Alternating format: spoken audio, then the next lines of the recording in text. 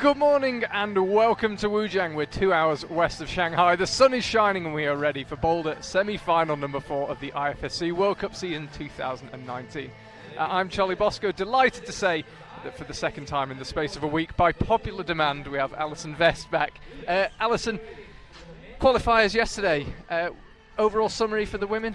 For the women, it was a pretty good show. There was a good mix of styles of boulders, and some of the typical people ended up on top, but I think we also have some new faces in there, so it should be an exciting semi-final round. And for the men's, fiercely competitive. I mean, we had the result that stood out. Manuel Cornu, 33rd winner last week. His compatriot Michael Mawem, 61st.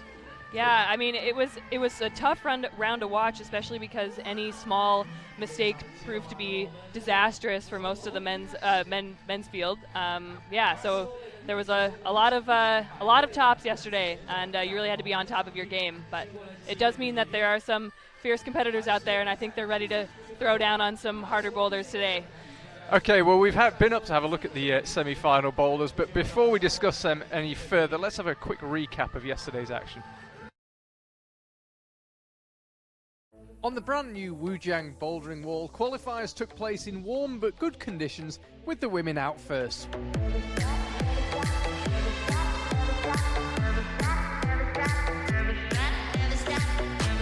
Women's A1 on the vertical panel at the right-hand end of the wall saw 13 tops, including this one by Alana Yip, who went into semis with 3 tops and 4 zones.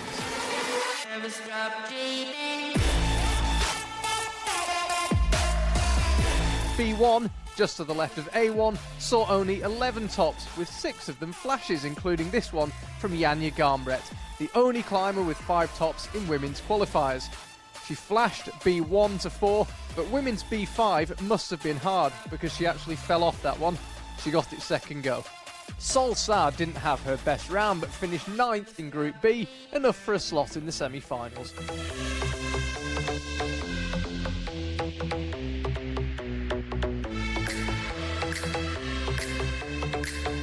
Fanny Gibert hasn't looked her usual strong self in China, and having missed finals in Chongqing, she only just made semis in Wujiang, coming 10th in Group B. Finalist in Chongqing, Katja Kadic had no such worries, with 3 tops and 5 zones, seeing her through easily from Group A. Fresh from picking up her first bouldering medal in Chongqing, Jessie Piltz claimed 4 tops and looked in cruise control as she progressed to semis.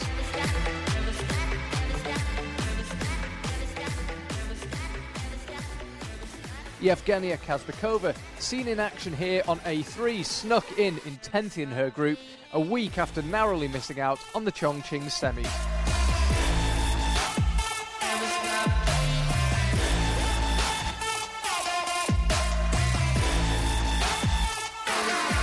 The 4th boulders for both groups went through steep terrain and were 2 of the most topped boulders in the round. Women's B4 didn't slow Janja down much, she flashed it, but Akio Noguchi was at least made to work for her top of A4, getting it 3rd go. She topped 4 boulders and looked strong. The 5th boulders were much more technical and the top holds did not see much traffic. Akio couldn't find a way through on A5. We grabbed a word with her compatriot Miho Nanaka on her return from injury. Yeah, it is always hard to get back into shape after being injured.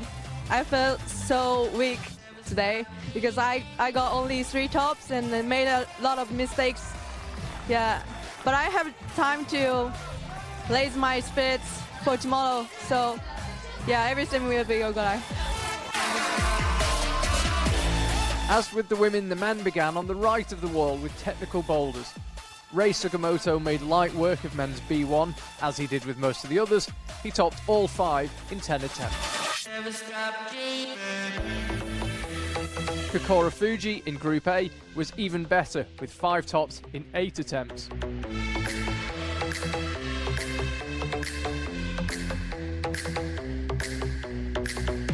On the steeper second boulders, the tops came thick and fast, including this one from Tomoe Narasaki on B2, one of his perfect 5 flashes.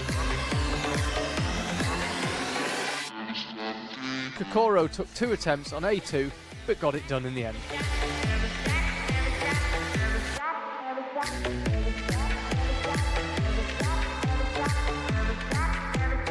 The third boulders were also steep and much topped. Jerne Kruder cruised A3 but missed out on A5 and only just made semis, 10th in his group.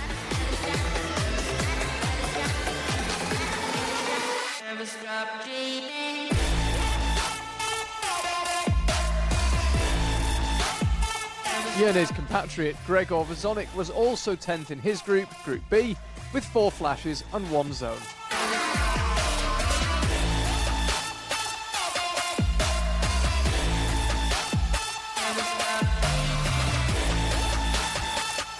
Things really ramped up on the fourth boulders, although you wouldn't have known it from Alexei Rubtsov's flash of A4.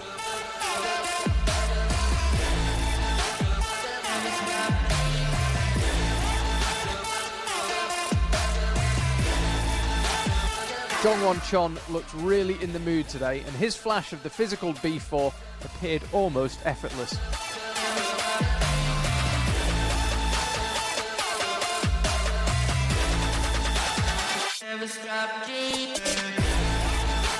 A technical challenge awaited the climbers in both groups on the 5th boulders, and Chongqing winner Manuel Cornu took 5 attempts to figure out B5.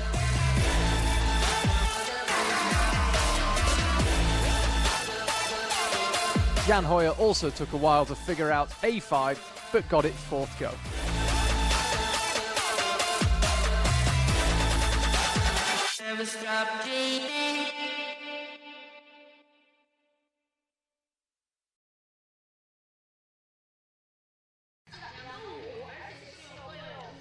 That was yesterday, and this is today. We are live in Wujiang. The first time we've had a Boulder World Cup here in this lakeside city 2 hours west of Shanghai. We visit every October for a lead and speed competition. This year it's speed and boulder, and we're here slightly earlier in the year. I have to say it's much hotter than in October, but the wall does enjoy quite a bit of shade and conditions pretty reasonable, all things considered.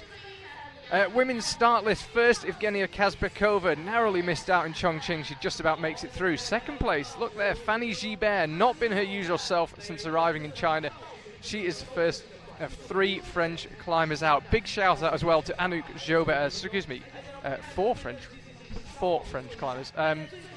Big shout out as well to Anouk Jobert, 2 tops for her yesterday, traditionally known as a speed specialist, but looking more and more impressive in the bouldering and the lead. And a bit lower down the order, superb performance yesterday from Hung Ying Lee. She will start 4th to last. And there will be no surprise to hear that coming out last will be Janja Garmbret, the third of 3 Slovenians. 5 Japanese climbers as well through to the women's semi-final. We've got 1 minute until the action gets underway, so let's have a look at the men's starting list.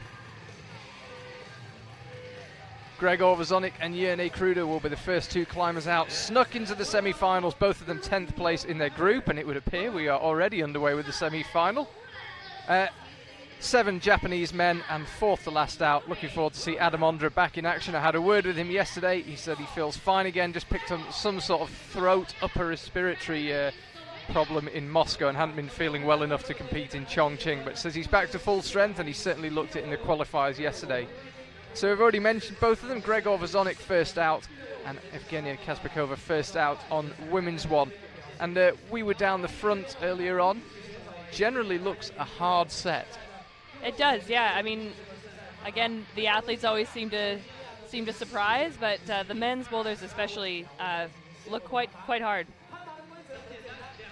So the method on this women's boulder theoretically is to go feet first to that hold that Evgenia Kazbekova's currently got her left hand on. Neither of us thought if we'd been trying the boulder we would have tried it that way, and Evgenia also doesn't seem to have spotted that method. It's always a little bit different when you're on the boulder. It's harder to spot things, especially like foot first methods from the ground. But yeah, we'll see what happens on that one. Gregor here on men's one, about to try and stand on that yellow ball, and it's a dual texture volume. The bit you want to stand on right on the top is very low friction. Well, and the finish hold there was just out of frame, but it also is blocked. So you not only have to go a pretty big distance, you also have to be really precise with where your hand's going because, as I said, the top of that hold is blocked. Yeah, Gregor had quite a nervous wait yesterday. He climbed relatively early. He did, and he was in 10th for a long time. He certainly was. I think he actually went back to the hotel. He couldn't watch anymore. Yeah. But, all's well that ends well for Gregor. He's going to go dynamically here. He is. He's getting a good hand on that top hold, and you mentioned it's shut off, so it requires even more accuracy. It's a pretty reasonable crimp. Yeah, especially for these guys, it's a pretty good hold, but there's not a lot of room for error in that last move there. Let's have a look what Evgenia can do. Will she attempt the foot first method? So it's the hole she's going for now that the route setters think you can go feet first for, and ideally should go feet first for. This wall is also significantly steeper than I would say it looks on camera here. It is a very steep angle, which might make avoiding the foot first method quite a bit harder. So Gregor lining it up again. He's getting a good hand. He's just rotating off as his left leg cuts loose. Yeah, not as much control as I think he'd like to be able to catch that finish hold. 2 minutes to go. The climbers, as you will know if you're a regular viewer, are on a 5-minute rotation. So after this they get 5 minutes off and then come out to attempt the second boulders. So if you can get your boulder done early, you do earn yourself a little bit of extra rest. Yeah, I'm excited to see what Greg is doing. He was just waving at us from around the corner there right before he came out. So, when you come into a round in 20th place, essentially, come out first, it's almost a nice relief of pressure because the only way to go up is up in the rankings there. Yeah, Evgenia really unlucky last week in Chongqing. Looked like she'd make it through, and then we just had a couple of strong performances late on in that women's qualifiers a week ago in Western China, and she just got displaced. This time she makes it through on the skin of her teeth, 10th in her group yesterday.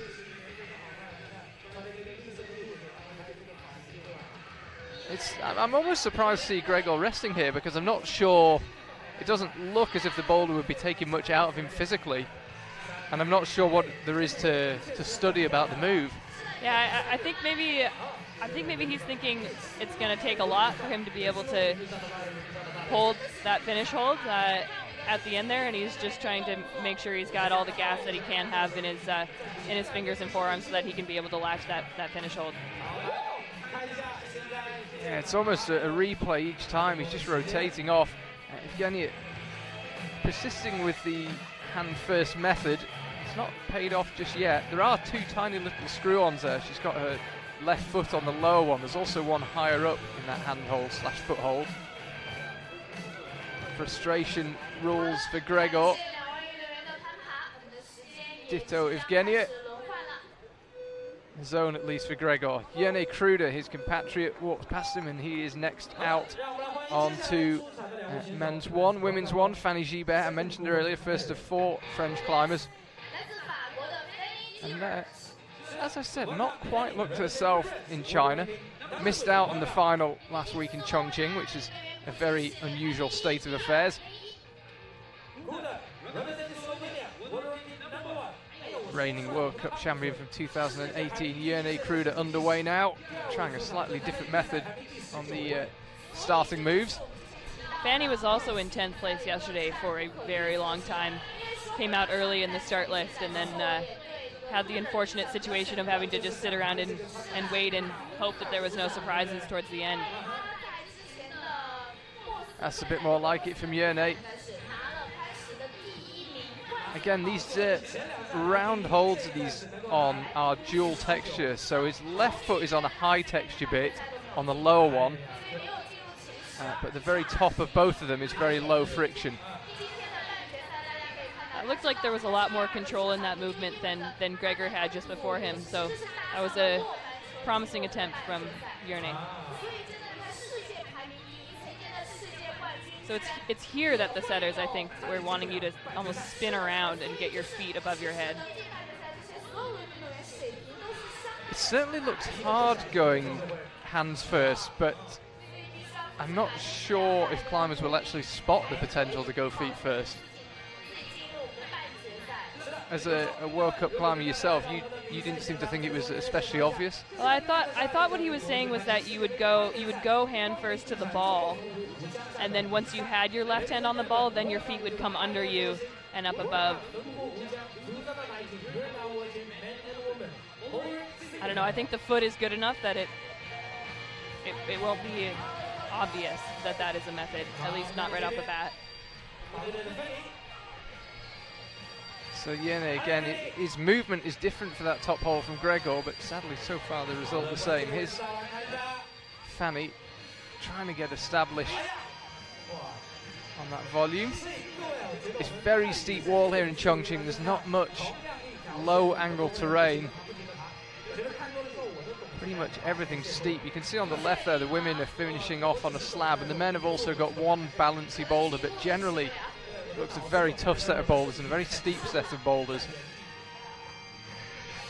There is a nice wind out here today, though, which wasn't as prominent yesterday, so hopefully that'll help with the temperature. Yeah, just to warn you, we do have one of the forecasts which we look at, so there might be some bad weather later on today. I have to say it's hard to believe right now, looking out across the blue sky. I hope it doesn't happen.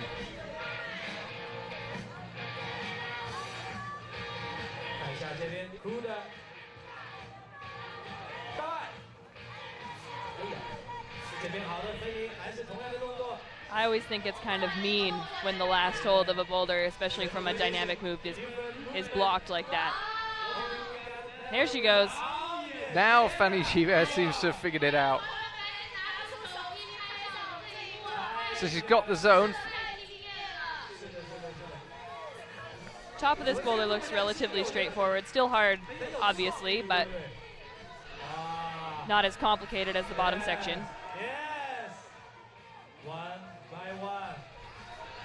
So Fanny could be lining up the first top of the semi-final. She got a good hand on it. That was a heartbreaker. And I think you can tell from her body language how much that took out of her. So Yene, with 1 minute to go, lining up. Perhaps it's the last penultimate attempt on men's one. That's always, when there's a big powerful boulder like the one that Fanny's on, 1 minute left is always sort of the worst amount of time to have left when you fall, because it's almost enough to give it another go, but if it's really powerful and it takes a lot out of you, most likely it's not worth it to get back on the wall again. Yeah, you called it perfectly. 30 seconds to go. Fanny Gibert's had enough of that one. Yene, I think, will persist with men's one. Certainly, time-wise, I think this will be his last go. Here he goes, lining it up to the top. And close that time. So frustration reigning on men's one so far. Vadim Timonov, next climber to try his luck. Gregor comes back out. Evgenia comes back out. Solsa gets underway on women's one. Men's two looks a brutally hard, steep boulder. It does. I would agree with you. Even when we had the route setter sort of laying out the beta for us, it still seemed it was one unlikely. Of the, yeah, it was one of those, no, couldn't do that move. No, wouldn't be able to do that. It's pretty unrelenting. The top half of men's two, perhaps slightly easier. I even think I asked him if the last move was easier than the others, and he said yes, but still very hard. Here's Gregor, got himself established as just a series of really awkward pinches right on the nose of those volumes. Let's have a look at Evgenia on women's two. Series of tiny crimps, and the key to it seems to be making relatively small movements between those crimps. Vadim going with the left hand there. Interesting choice.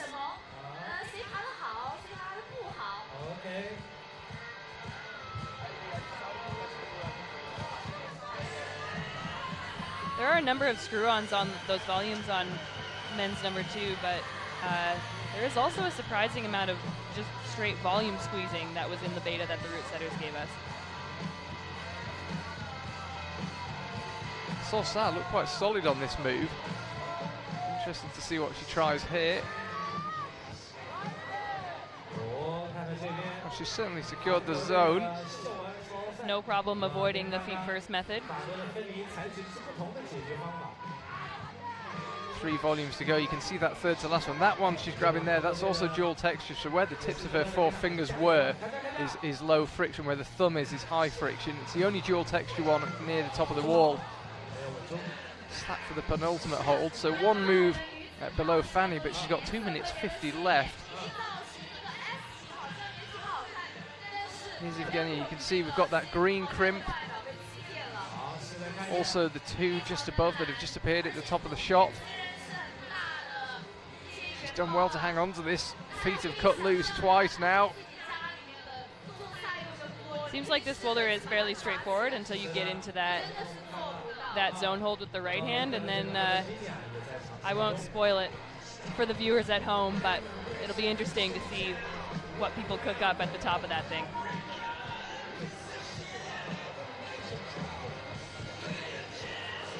Again, found him look really in control that time. Perhaps just missed it. Looked like he's just above it and touched the blocker hold instead of the top.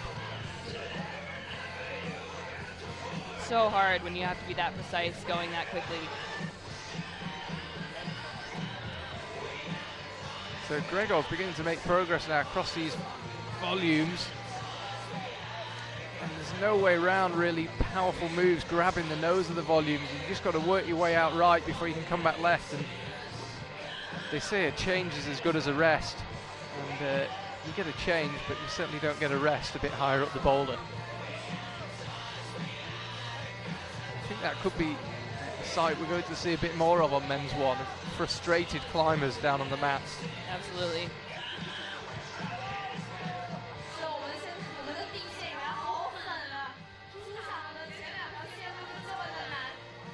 That is an impressively solid heel hook from Solsa. Yeah, she's looked very solid on that section of moves through the zone. She'll bump up now onto the dual texture hold. So this was where we saw her fall last time. It was the next bump up. There she goes. This time she looked absolutely solid as can be, and with 50 seconds to go, you'd have thought this would be her last attempt. She won't need another attempt. Solsa, first top of the semi-final in Wujiang. She is off to a flyer. So Evgenia has secured the zone on number 2.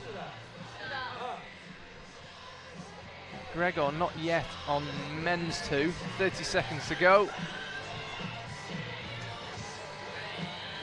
The idea here is that you get this toe hook around the corner like he has right now, and then you bump the right hand all the way up to the zone hold like he just tried to do, but it's powerful. And he won't have walked past it yet, but the bad news for Gregor when he walks past men's 3 on his way off the mats is that it's another burly, very, very physical boulder.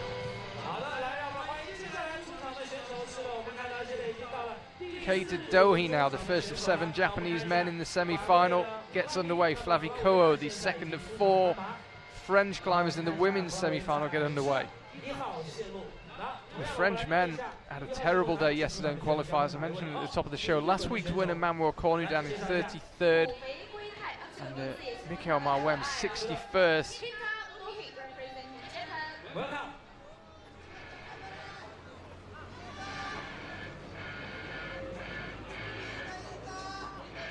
See what he can make of this finish move here. Yeah, none of the early moves seem to have been troubling them. Yerne fell by attempting a really dynamic approach to get in the zone, but other than that, climbers have been okay on the lower moves. It's just been that very last move. Speak of the devil, there is Yerne Kruder wrestling those volumes on number 2. Very aesthetic volumes, those yellow and black ones. The yellow, yeah, the lower section of the lowest, I'll start again. The yellow part of the volume is low friction, the black bit is high friction. Fanny doing really well here. This is where it gets really complicated on this boulder. Ideally, you might even get your foot slightly higher than that when you get to the next hold.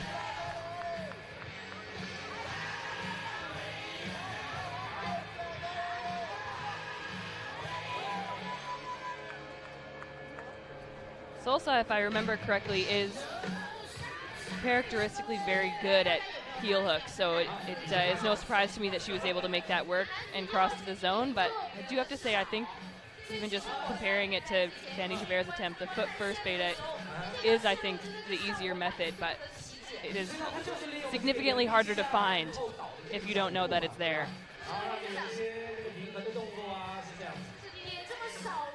Let's see what Yerne can do on men's 2. As I said earlier, it looks a brutally hard boulder. The route setters reckon men 3 is actually harder, but this looks a really tough one. You can see where Yerne's heading. He's got to get out right again, or is he looking straight up? This is not a comfy position to be hanging on to. Half his time remaining. Seemed like he knew where his feet needed to be. He just couldn't quite get them over there comfortably. Keita Dohe, that's probably the closest we've seen anyone yet on men's 1. Definitely.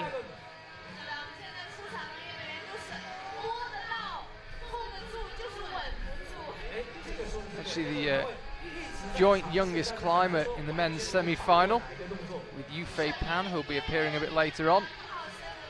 Very promising Chinese climber still to come. This is Flavie Ko on women's 1.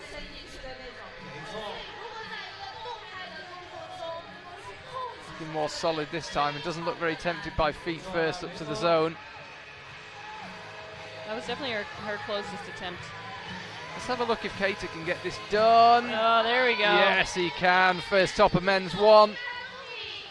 Keita Dohe, and an extra 1 minute and 36 seconds of rest will come in very handy on men's 2, which we've currently got Yerne Kruder on.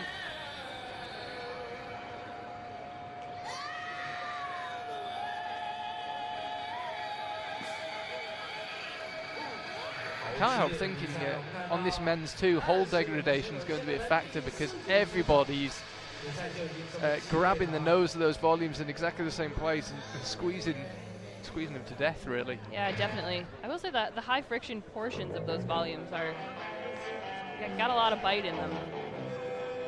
We'll see. We were talking before, we hadn't really seen those volumes in a competition before, so it will be interesting to see how they hold up and how the athletes get along with them.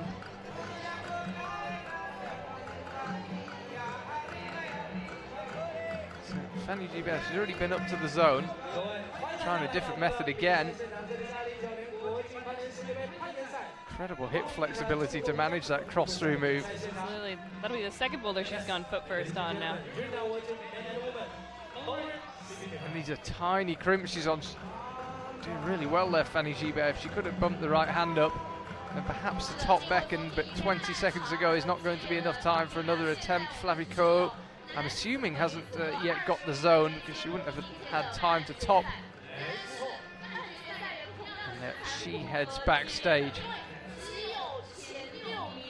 Sergei Skorodumov of Russia, next climber out, and Julia Chanaudy, the third French climber. It's been all France so far in the first section of this semi-final. Gregor Vazonik and Evgenia Kazbekova back out.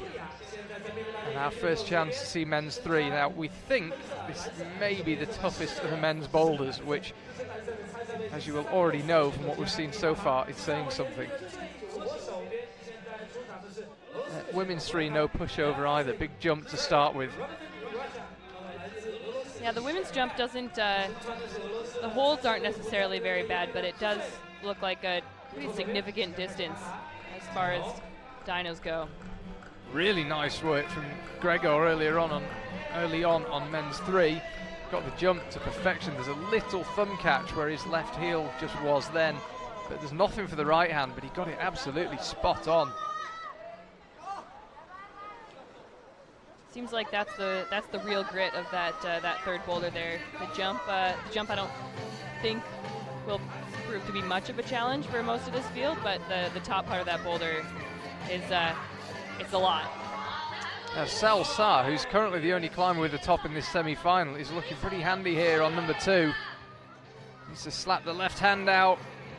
Got plenty of time for a few more attempts, so. And that's comfortably the best anyone's done so far on number 2, after she was the only climber so far to top number 1. Yeah, she almost waltzed up.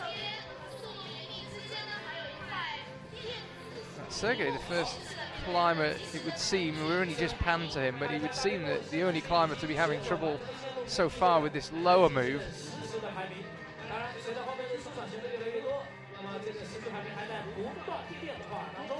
This is Gregor in number 3. Got the heel hook in place. Pinching a volume like that's probably the last thing he wants to see after men's 2. No, this is definitely a very physically demanding round, especially leaving the slab until last. Julia Chanaudy, who we see much more in the league competitions, is really coming on in the bouldering. Qualified 15th yesterday. She's looking good on this women's 1. Safely secured the zone, bumped up now to the penultimate hole, barely touched the one before. Just needs to do something with her feet. And now we see her again. Could the top beckon for Julia Chanaudy? Endurance unlikely to be an issue as she hangs on to try and figure out the last move. Great work from her. So 2 tops now on women's 1. Yeah, that was a great top from Julia. She did use the foot first method, different than Solsa, who topped it before her. We do think that women's 1 will probably see the most tops of any of the boulders. That was the guess, yes. That was the guess.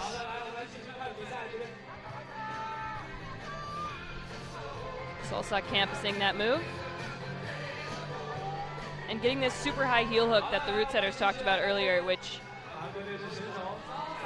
might make sense for some of the shorter climbers, but I would anticipate for some of the taller girls that'll be a very uncomfortable position to get yourself into. Yeah, she was 9th in her group yesterday, Solsa. I have to confess, I didn't see much of her in the qualifiers. We're kind of coming and going throughout the day, but hard to believe she was so low down the group. She's looked great so far. Sergey now on number 1. There we go, he's got the method right. So lining up the top move now. Already been topped by Keita Dohi, this men's 1. And he went with the right hand and then instantly committed the left. That's the jump on women's 3. Hard. Very, yeah. They're the 2 pinches you're heading for. It's actually quite hard to make them out. But there's 2 pinches you're jumping for. They're not bad, but they're an awful long way from the starting holds.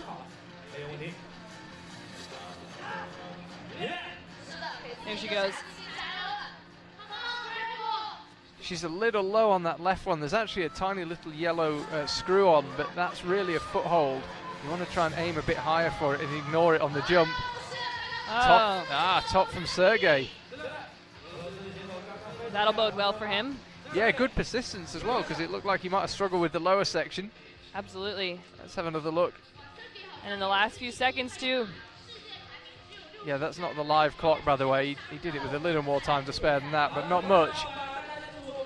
Alana Yip now and Nathaniel Coleman. You're rooming with Alana here in Wujiang. How was she this morning? My roomie.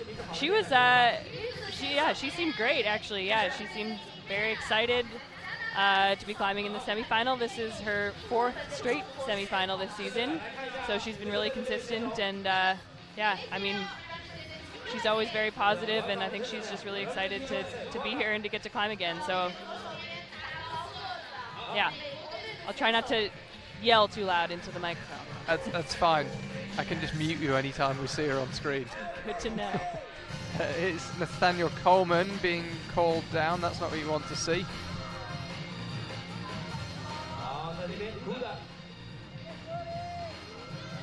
It looked like the jury present there was suggesting he might have touched the M1 side. That's what it looked like to me as well. Yene, no problem up to the zone men's 3. This is Fanny. She must have already done the jump on women's 2, and this is the method, but it's incredibly physical. That I think was the crux of the boulder, was going to be unwinding from that cross under move there. Yeah, my guess, just from looking at Nathaniel there, I'm guessing he touched the M1 with his left hand, perhaps. Unfortunate start, but not ideal, but plenty of time left, and he's figured out very early on how to get up to this final move. He's going at it with quite a lot of momentum, kind of swung the right foot through. We saw a lot of climbers starting with the right foot already in place. Nathaniel really swinging onto it, but it wasn't a bad attempt. It certainly looks possible for him. This is Cater with the top already in the bag on number 2.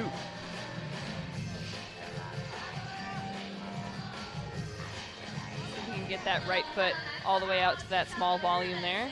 Yeah, he's got to swing his foot out if at all possible. The problem is, yeah, as you cut loose, you've got a split second before you come off the wall to get your foot in place. I believe Gregor actually pressed his foot on the front of that big volume first in order to get the foot around the back to the small one. So sort of did it in 2 steps instead of 1.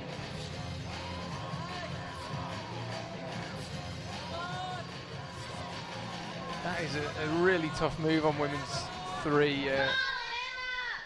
Women's 3. The women's boulders, not only are they burly, here's Alana figuring out the toe first method, but it seems like there's a lot of moves on every boulder.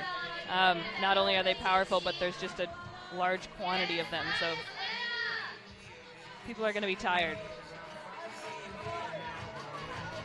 Toe hook's obviously a lot more comfortable than it looks. Alana actually chalked up on it. She's doing another feet first move. At some stage, I assume at some stage she'll need to rotate back the other way.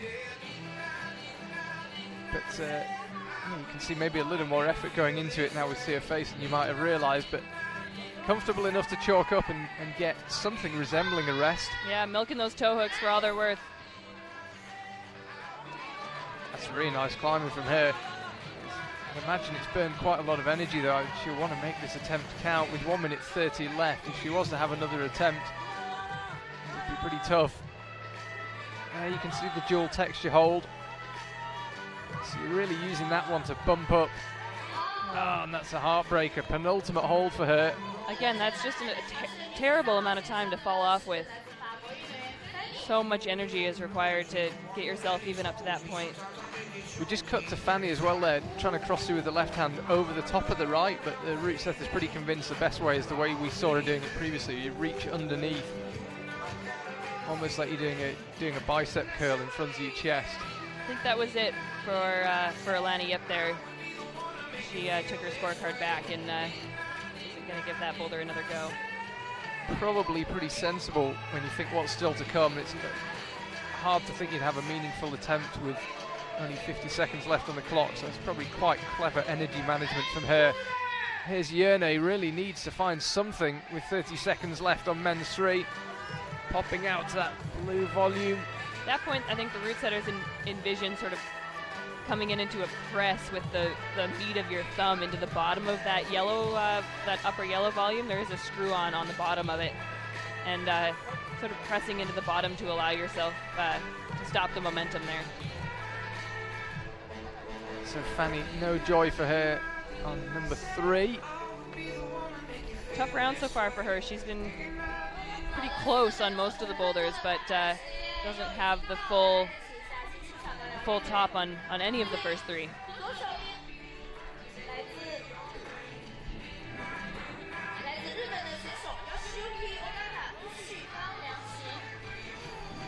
Nai Menyon just got underway, and Yoshiyuki Ogata, we've already seen him in a final and on a podium in 2019.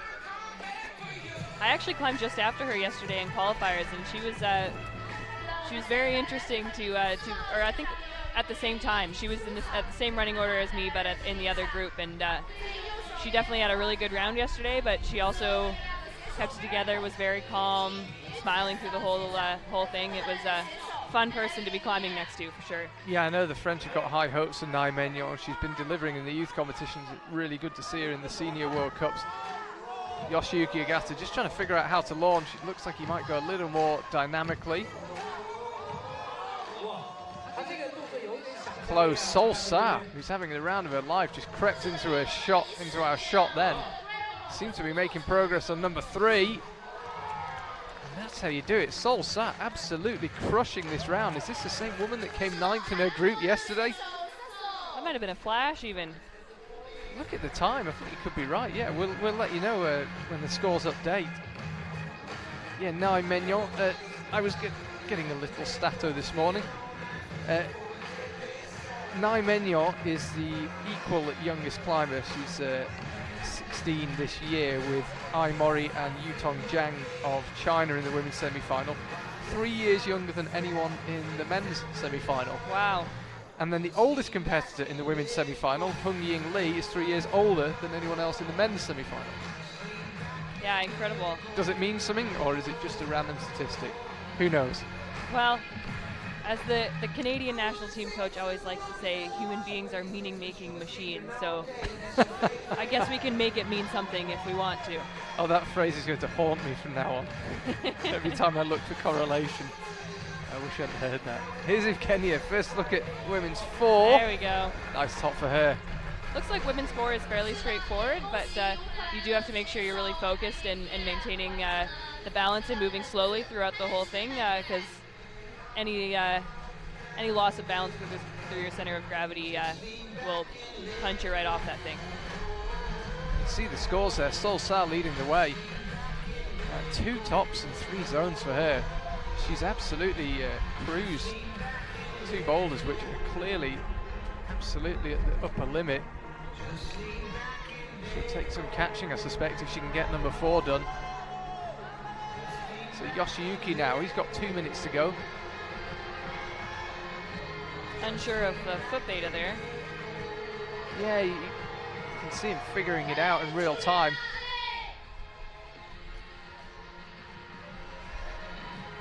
Sergei first of 3 Russians in the semi-final, battling away. Julia Chanaudy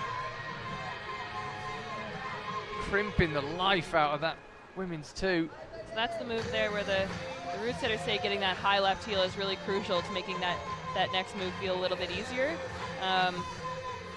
Saying it is potentially possible keeping the foot low, but significantly more unlikely. Gregor over on the right there. We haven't seen much of men's 4. Real balancy boulder, as you'll be able to tell, no doubt. You get yourself up into the start position and then you're drifting out left. And it's balancy. The feet are pretty terrible and in a really insecure position for this move coming up now. And that finish hold is truly terrible.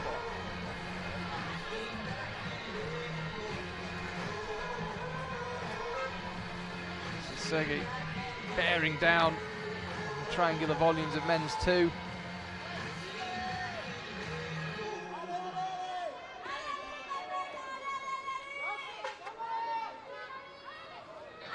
Julia Chanaudy, you might be able to hear through our microphones, the French crowd giving her plenty of encouragement.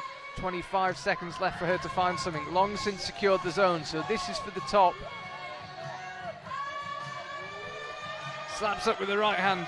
Teeth gritted, she's giving this one absolutely everything, and she's got the high foot. Are we about to see a top from Julia Chanaudy? It would be 2 from 2 if she could do it. She is off to a flyer in this semi-final, Julia Chanaudy. 2 tops for her on the first 2 boulders. With the buzzer beater. With the buzzer beater, exactly. I love these Canadianisms. Canadianisms, I like that. Luchka Rakovic now gets underway. Yufei Pan gets underway on men's 1. Yufei Pan, one of those climbers we've been talking about coming through for a while now. And when he does crop up, he tends to produce quite big results. You might remember him lead climbing in Xiamen a couple of years ago. Picked up a 4th there. It was very cool to watch him climb in the qualifiers yesterday. The men's qualifiers actually drew a fairly big crowd, and for him to be climbing in front of sort of his home crowd, he was absolutely a crowd favorite, and every time he got even remotely close to topping a boulder, you could tell it got loud out here for sure. Yeah, the first few times we came to Wujiang for the league competitions, we didn't have much of a crowd, and it's grown every year, and as you say, it was absolutely packed for the men's qualifiers yesterday. Here's Alana trying to figure out number 2. So far, this semi-final on the women's side, all about Sol Sa and Julia Chanaudy. That's the position we've seen a lot of climbers end up in. Alana did well there to hang on to it. Keita Dohi now. No top for anyone yet on M3. He's got a left hand on that yellow volume, and I think he's the first one to do so.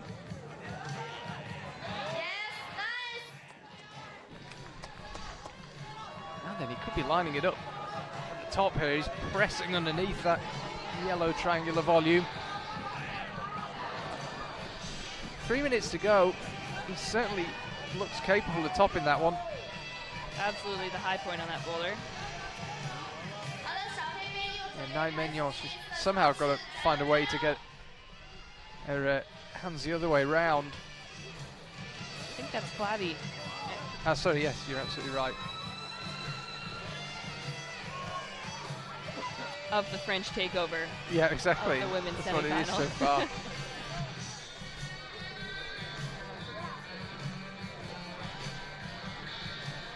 Here's Luchka climbing towards our camera. Solid right hand. We've seen a couple of climbers drop it from here though.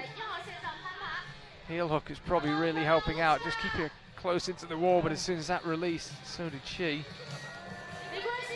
Really got to maintain the body position and the tension through those holds because those slopers are so bad and unforgiving.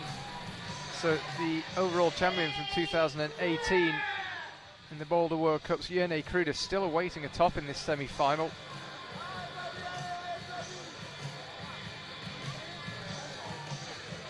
Yufei Pan now launching for the top.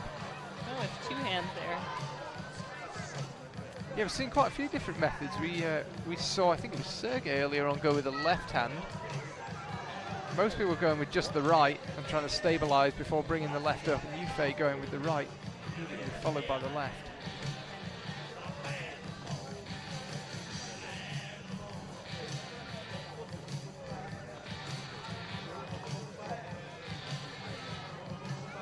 Fanny Gibert. She got all the zones on the first three boulders, but no top. Yeah, she looked really good on the first three boulders, but just couldn't quite push through to those finish holds. This boulder already topped by Evgenia Kazbekova on her second attempt. There is a small screw on that second volume that she was standing on, but the root setters did not give the athletes anything on that third one, so it'd be really important to maintain the balance there.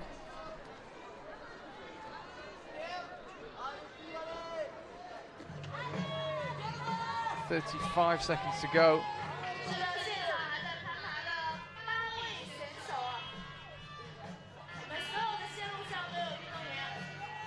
Just campusing through these moves. Yeah, Luchka Rakovic, just to let you know, is headed off, but otherwise the mat's still full. No tops yet on this rotation. Yerne Kruder's also heading off. He's had enough. Kate has had enough. And Yufei Pan not quite managing his last attempt on number one. So, yeah, no tops on that rotation. This was Yufei Pan. It looked like a pretty spectacular fall. Oh.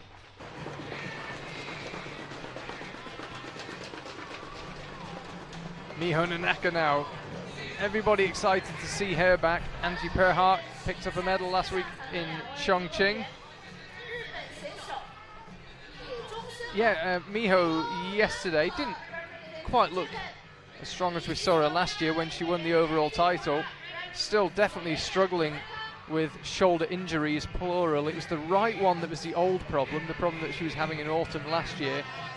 And it's the left one that she's hurt at the start of this year. And talking to her yesterday, it seemed like it was the left one, the newer one, that was causing more problems, but certainly neither of her shoulders on top form. Well, the way she just did that move might disagree with you slightly. Yes, absolutely. Worth bearing in mind that Miho Nanaka's injured shoulders are still stronger than most people's uninjured shoulders. This is true. Absolutely cruising women's one so far. Yeah, and with that, we're very happy to see her back on the circuit.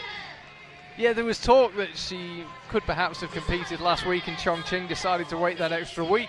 Looks like that might have been worth it. Julia Shanody, who's crushing this semi-final so far. She's got the method right.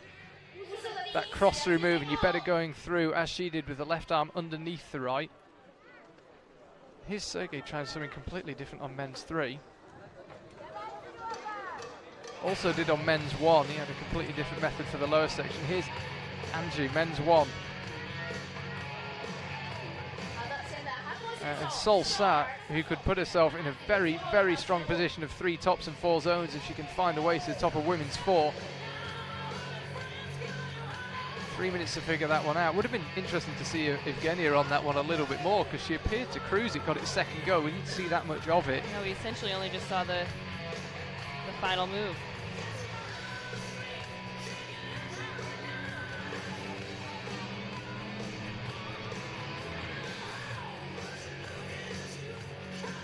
Here's Yoshi on men's 2, Julia Shanody in the foreground.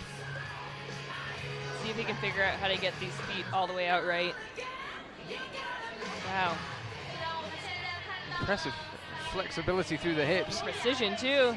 Absolutely, managed to find the high texture, set the high friction section of that volume. Oh, and he was closer. Man, that is basically as close as it gets without a top. I wonder if he might try and do that move and try something different with the feet, because I think if he'd had the feet on, he might well have managed that. It was coming out from the wall that cost him. The top hold is not great. Ideally, he'd like to arrive at it in a little more control. Or get the second hand up there.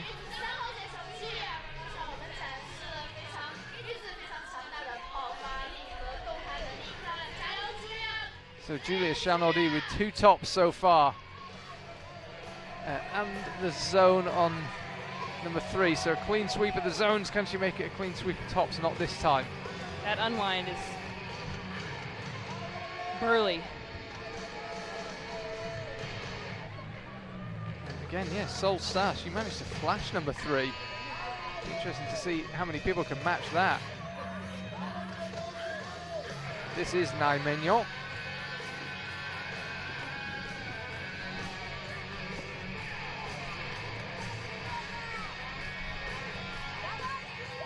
Sergey's getting pretty involved on men's 3. Those compression moves just suck so much energy.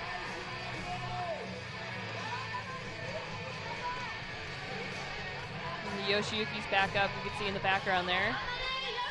Yeah, I think Yoshiyuki could be lining up another attempt at the top of number 2.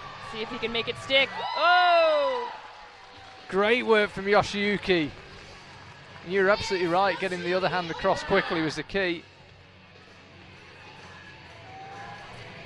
Sol Sa could turn a good day into a great day if she can find something here with 20 seconds to go on number 4. She's already got 2 tops, 3 zones. Yeah, on a slab, 20 seconds is not all that much time. Yeah. Well, we'll wait to see if she claimed the zone. She certainly set the early pace here, with Julia Shanody nipping at her heels, and that is it for Sol Sa. Really good round for her. Elnaz Rakabi now climbed really well in the qualifiers.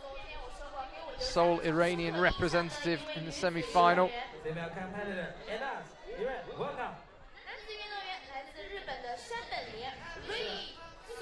Rei Sugimoto, although we're not currently seeing him, must have just made his way out onto men's 1. It was so fiercely contested in the men's competition yesterday, but Rei Sugimoto did look really strong. Interesting to see how he gets on in this semi-final. That was Keita on number 4, and this is Elnaz on women's 1. Daniel Coleman visible bottom left on men's 3. Here's Luchka, number 2. Just fighting to figure out where she wants to put her feet on that move.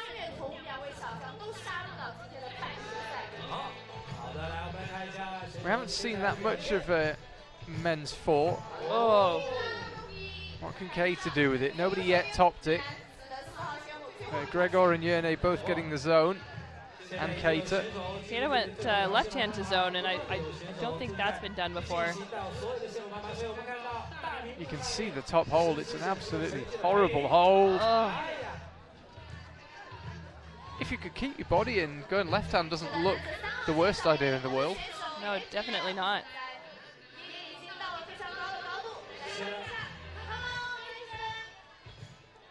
Elnaz looked like she maybe figured out the foot first idea just at the end there.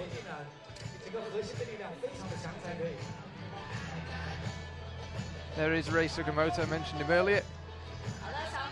Men's 1, just under 3 minutes remaining. Flavie Coeur, the 4th climber to attempt this boulder. She would be the 2nd to top it if she could. Not this time. Well, here goes Alana. See if she can figure out this this unwind here.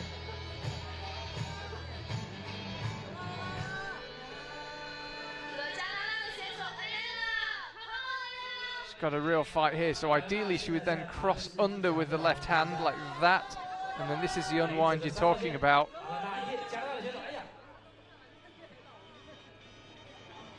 Really got to rotate through your shoulders and lean into that drop knee there, according to the setters, to make that move feel comfortable. I think the least dynamically you can go, the better. So here's number 2, which Yoshiyuki Ogata's already topped.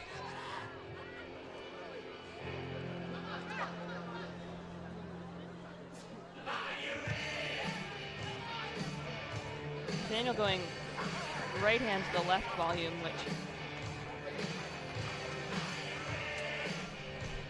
might trap him a little bit, but Rei Sugimoto, winner in Vale last year. One of 7 winners in 7 World Cups for the men in 2018. he's always very fun to watch. One of the biggest smiles in the world of climbing. It really is. It's quite incredible. Yeah, we're coming up on nearly 2 years since we had back-to-back wins in the men's World Cups. Jeongwon Chon in Mumbai and Vale in 2017. Ray, one of the winners we've had the past couple of years. And it won't be back-to-back this time with Manu missing out on the semifinal. No, we'll have a bit longer to wait.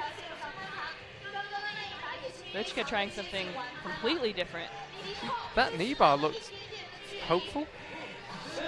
Even if you were able to get that pink crimp out left, I think it would be very hard to get out of there.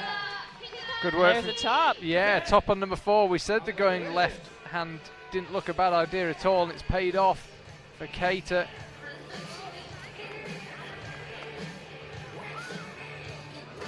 Ray just checking the time. I think he's got 15 seconds left, so this will be the last attempt. Oh, fantastic stuff from Rei Sugimoto. As excited as ever to top that boulder. Yeah, I should watch him at breakfast, see what he has, because whatever he has, I need some of it. Absolutely. He is fired up every day, Rei Sugimoto. Always fun to watch him climb. So half of the wall now taken up by Japanese climbers. Mao Nakamura gets underway, so does Kokoro Fuji. A lot of people very impressed by Kokoro Fuji yesterday. It was a very top-heavy men's qualifier yesterday. You needed to be pretty much perfect. If you made any mistakes, you didn't really stand a chance of making it through. Yeah, and there was that's a tall order, and there was a number of people who really really answered to it.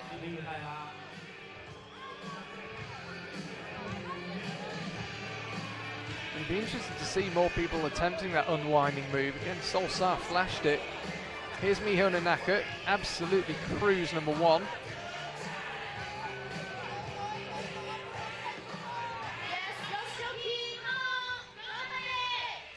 Yoshiyuki looking for the top on number 3 after he got it done on number 2. Miho doesn't get the high heel, but it is no problem.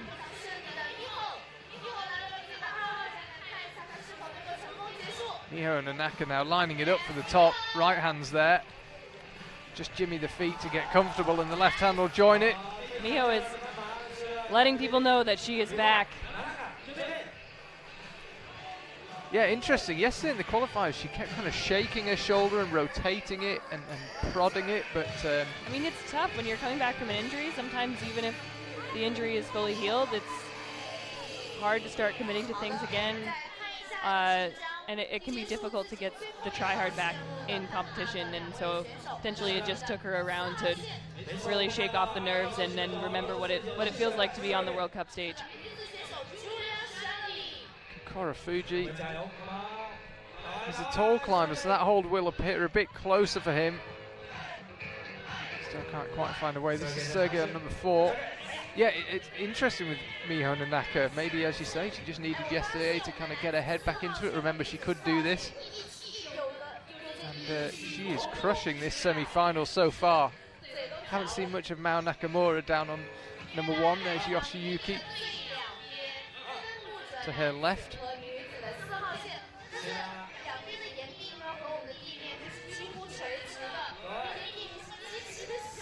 2:20 left for Yoshiyuki. What a position he would put himself in, having top number 2.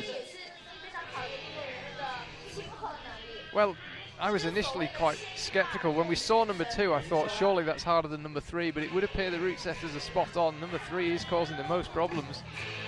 Still not been topped.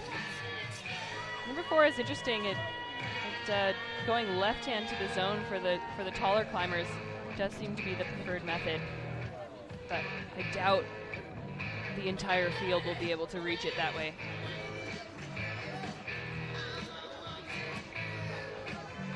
Now Nakamura going for the feet first method on the lower volume.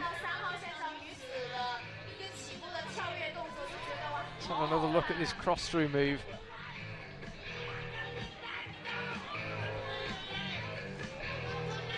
Like I said, just so many moves that are so powerful on the first 3 boulders. Don't get the slab to break it up until the very end. That's Kokoro latching the top on number 1. That's got to feel good. A bit like Sol Sa had the opportunity to do. Julia Chanaudy with the chance to turn a very, very good semi-final into a wonderful one. She would end with 3 tops and 4 zones if she could find a way on number 4. Here's Angie, last week's bronze medalist.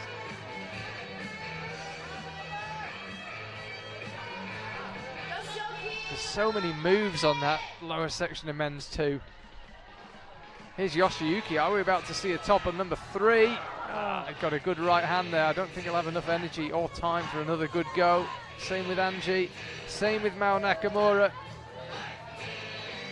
Yeah, you know, these black and yellow volumes are interesting. Like I said, they're fairly new, and so a lot of the climbers won't have seen them or climbed on them before, and that could definitely come into play.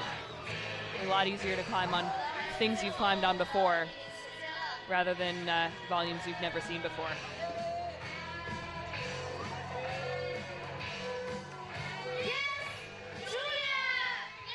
Katja Kadic now gets underway. Finalist for last week in Chongqing. Jan Hoyer, the German legend, is out on the mats and he is underway. For those of you who are just tuning in, if you're in Europe, good job, you must be up early. Charlie Bosco and Alison Vest of Team Canada here, talking you through this semi-final here in Wujiang, and it is a tough set of boulders. And if you're over in North America, good job for staying up. Good conditions here in Wujiang. We've got a slight breeze. It's hot in the sun, but the wall's pretty shaded. It's yeah. Overall, pretty good conditions, I would imagine, on the wall. Certainly were when we were down there an hour or so ago. Definitely could be worse. Oh, and Jan, straight out. No problem on men's 1. We were just chatting earlier.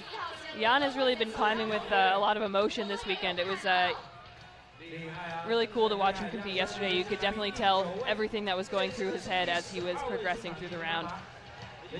Yeah, I actually saw a sight yesterday I never expected to see in Boulder World Cups. You'll have to wait. No doubt you're on the edge of your seat before I resume. Let's just keep an eye on Katja.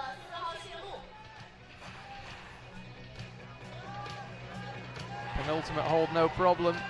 Ideally, she get a high heel hook for the left up on that volume. She's just left with her hands because she needs to release her toes at some stage. Or will she go from there? She is taller, so it might just work. But I think she knows she could do is finding a better solution for the left foot. I believe everyone who's done that move so far has had a heel on the left instead of a toe, and it's been almost the only thing keeping them on the wall, so crucial. Yeah, you could see her kind of thinking exactly the same thing on the wall. It's Yufei Pan going out with the right hand. Yeah, I was about to say, the thing I never expected to see at the Boulder World Cup was Jan Hoyer arriving on a pink tandem bicycle. Wow, I had not heard that. I've got the video. But I'm so glad that I did. I've got the video on my phone. With Alex Megos just ahead of him, with Yannick Floey on another one. Well, that is a surprise. I was utterly lost for words. Yeah, I don't know where they got them, but they'd obviously found these tandem bicycles somewhere in Wujiang for hire. Well, it seemed to work for him yesterday, so hopefully he rode it here again today. That's it, yeah. You can't buy style, but perhaps you can hire it in Wujiang. Here's Alana on number 4. Gets herself stood up. Got a really awkward foot swap, and then you kind of drop onto the zone hold. You can see clearly labelled there with the yellow tape. Oh, and a slight miscalculation really cost you.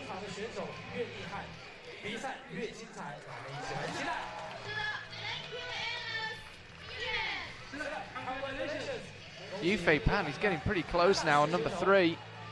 Just got to go again with the right hand and. Whoa!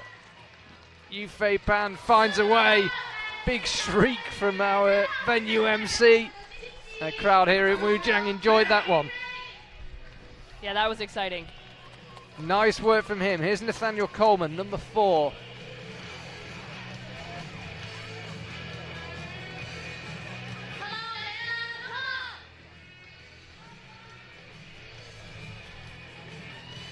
Alana eyeing up that zone. I was wondering if she might take a slightly more dynamic approach. Again, talking to the route setters, I don't think there's any benefit from going dynamically. You want to do every move nice and slowly. There, she's got the zone. Just barely, but she's still on. The dual texture, again, those tiny holds, including the zone and that one she's going forward with the left hand. Only really the point of them, the nubbin, to use a good English word, is high friction. So you've got to be so precise on them.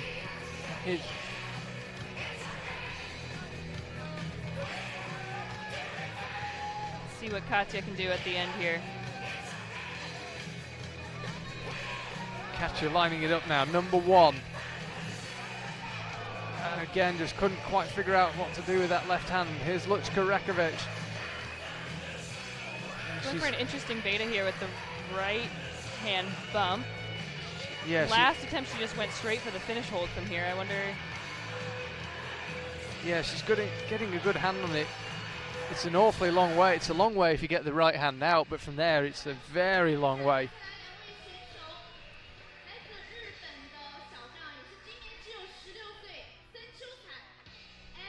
That is the situation here in Wujiang. You can see the famous lead wall on the left, the lake behind, and the newly constructed bouldering wall out of the IFSC helicopter / drone.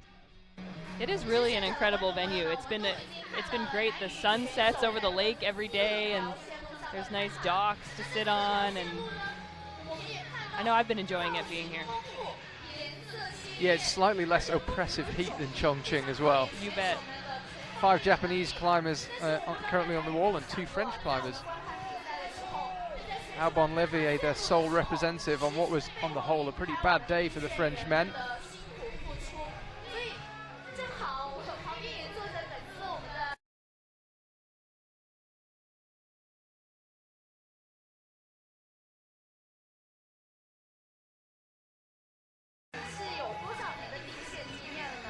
Apologies for the couple of seconds of black there. We're back. And it's all France on the left-hand side of the wall. Nai Mignon trying to creep out rightwards on that slab. Here's Miho. Absolutely crushing this semi-final. You will have to take my word for it that she was holding the shoulder and ice-packed it yesterday. You certainly wouldn't know it from her performance. Very exciting to see. Happy to have her back.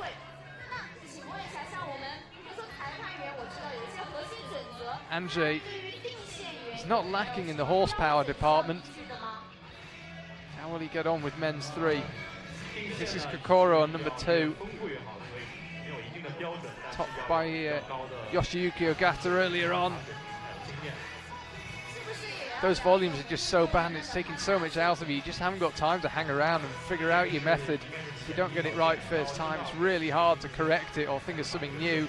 I do wonder for the taller guys too. The toe hook does look a little bit close, so I think Yoshiyuki's a bit shorter, so it would have been an easier space for him to fit in and really make that toe hook work for him. It looked like Kokoro was thrown a bit off, and it'll be a little bit more of a challenge for him to get purchase off of that toe hook outright.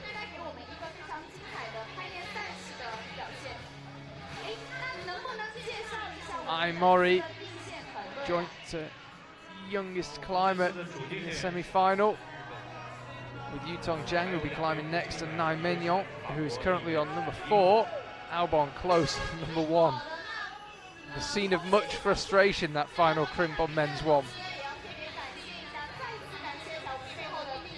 Is that Yoshiyuki taking matters into his own hands on number 4?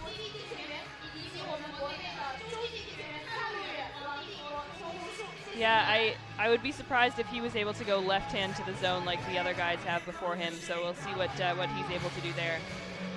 Let's have a look what Kokoro can do on number 2.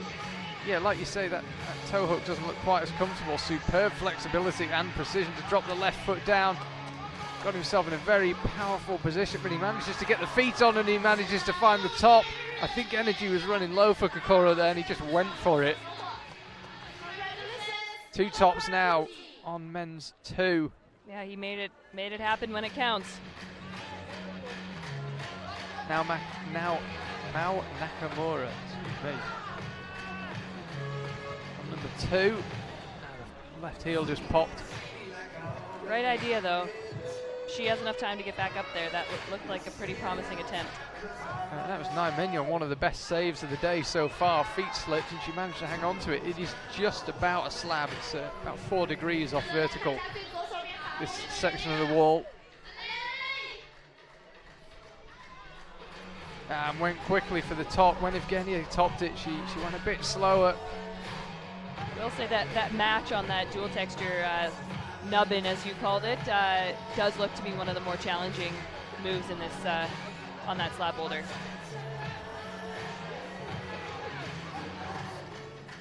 Here goes Albon. This will likely be his final attempt. Yeah, he needs to make this one count. He's actually got plenty of time to set himself up. And double frustration to have got close with both hands. It's actually interesting how many men have topped that boulder within the last 20 seconds. It does seem like it takes quite a few attempts to really get the method dialed. Jakob Schubert gets his semi-final underway. Yutong Jiang over on women's 1, stage full again. You can see in the red shorts there Jan Hoyer, Katja Kadic closest to the camera, Elnaz Rakabi in the all black just behind Jan. It's quite a narrow wall here in Wujiang. There isn't that much space between the boulders. There's not a lot of space for 8 boulders. There certainly wasn't a lot of space for 10 in the qualifiers. What I was saying earlier this morning too, the women and men start from opposite sides of the wall, so there has been a little bit of confusion as people are running in and out of ISO in different directions.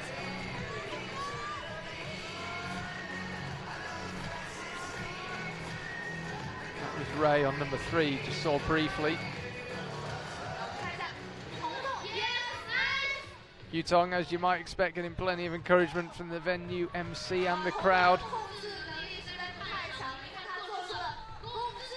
This is a really tough position to stay in. Just done well to get the heel hooks in place. Showing some pretty extreme contact strength there, being able to hold those holds with pretty much just a bare toe hook on almost nothing below her. clever as well, gets the hand swap done. Yeah, went out with the right hand, certainly looks capable of doing the boulder. Here's Katja. Like I said, Katja's a little bit taller, so that high heel hook looks significantly more uncomfortable for her than it did for Solsa.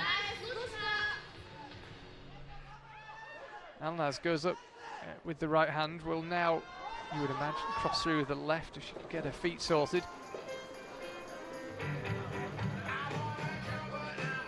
And we're getting pretty much the semi-final we thought we'd get when we took a look at the boulders. Not that many tops, very physical.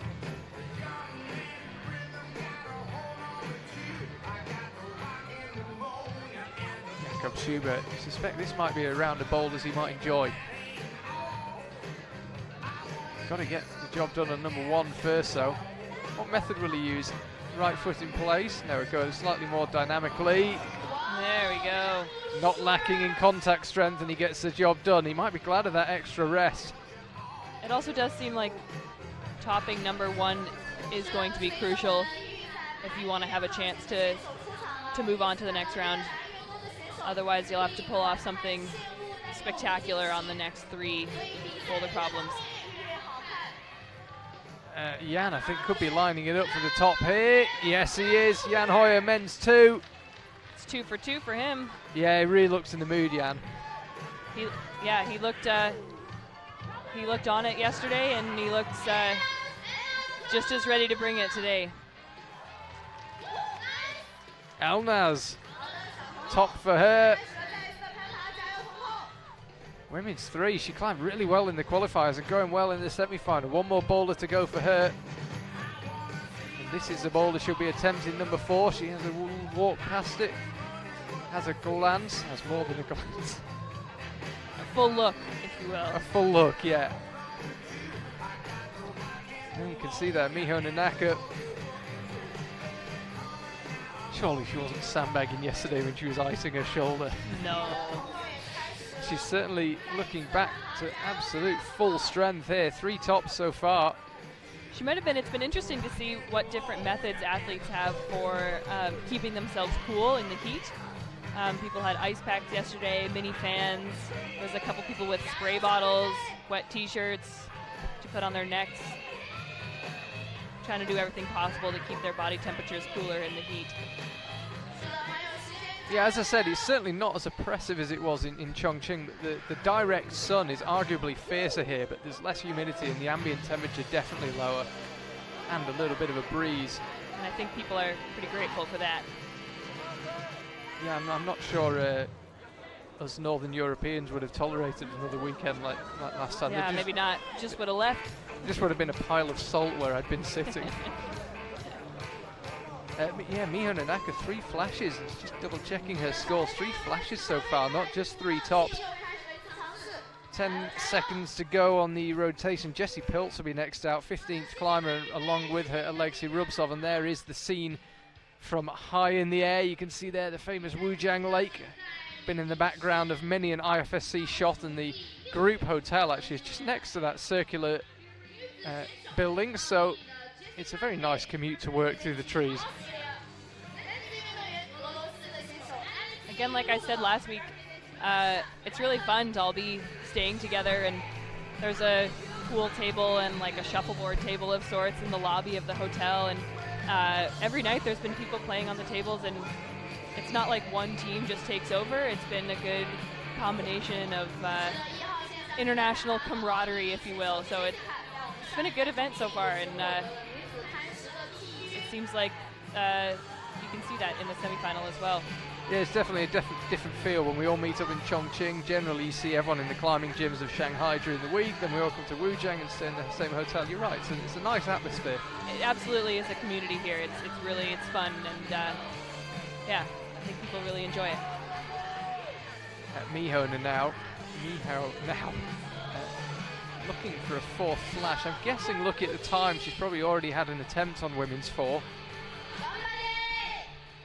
Either that or a very long time studying it, but either way, you'd have thought a top, almost regardless of attempts, was likely to be enough for the final. I'd be amazed if 4 tops didn't get you in regardless of the number of attempts. Does really well with the foot swap.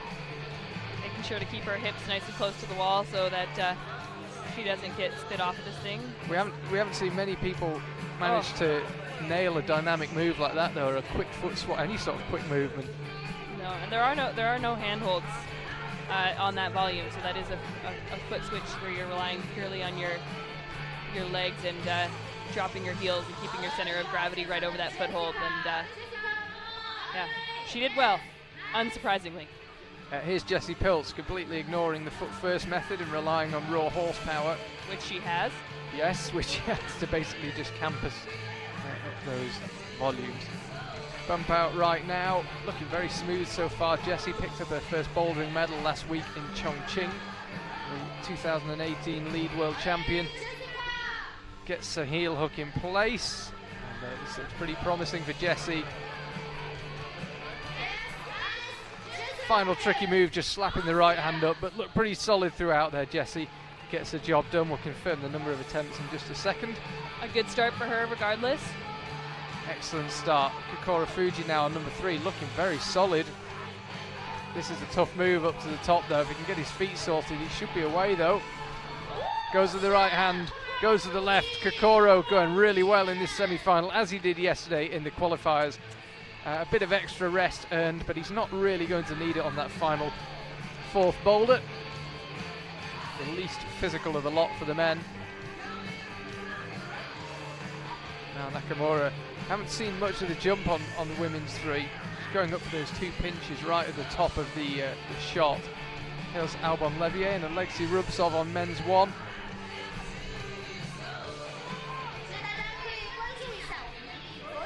Not quite.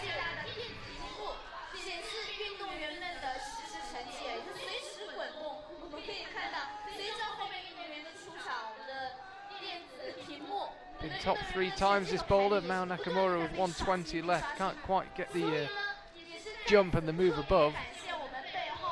Albon over on men's 2. That's seen 3 tops so far. Yan Hoya, Kokoro Fuji and Yoshiyuki Ogata. Yoshiyuki Ogata actually had the potential to be in a really strong position, but as it is, he's already down in 5th, getting bumped lower down the order. Ended up with 1 top and 3 zones. Will be slightly frustrated to have topped very tough men's 2, but missed out on the others. And Alexei, speaking of frustration, struggling on men's 1. Yeah, it looks like Miho got the zone there on the slab, but wasn't quite able to convert that into a top. Still got time for another attempt though. Yeah, with 35 seconds to go, you'd have thought it would be the last one. You see the familiar outline of Jakob Schubert there on the left and Kachi Kanic next to him. Ready to go again.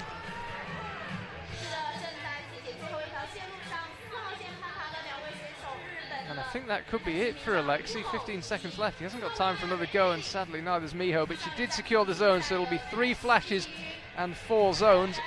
Alexei is having another go. He might just manage it, you know. You never know. Not this time, and Albon sadly didn't make much of a dent on men's 2. So Akio Noguchi and Tomoa Narasaki now out on the mats. This the men's competition in particular seems wide open.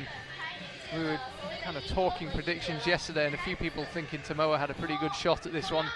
If he'd made a legal start to men's 3 last week in Chongqing, he would have won there. You might remember got called down by the judges. Elnaz on number 4 now. Now then, she could actually move up into the 3 tops club if she could get it done on number 4. Currently Miho Nanaka, the only climber with 3 tops.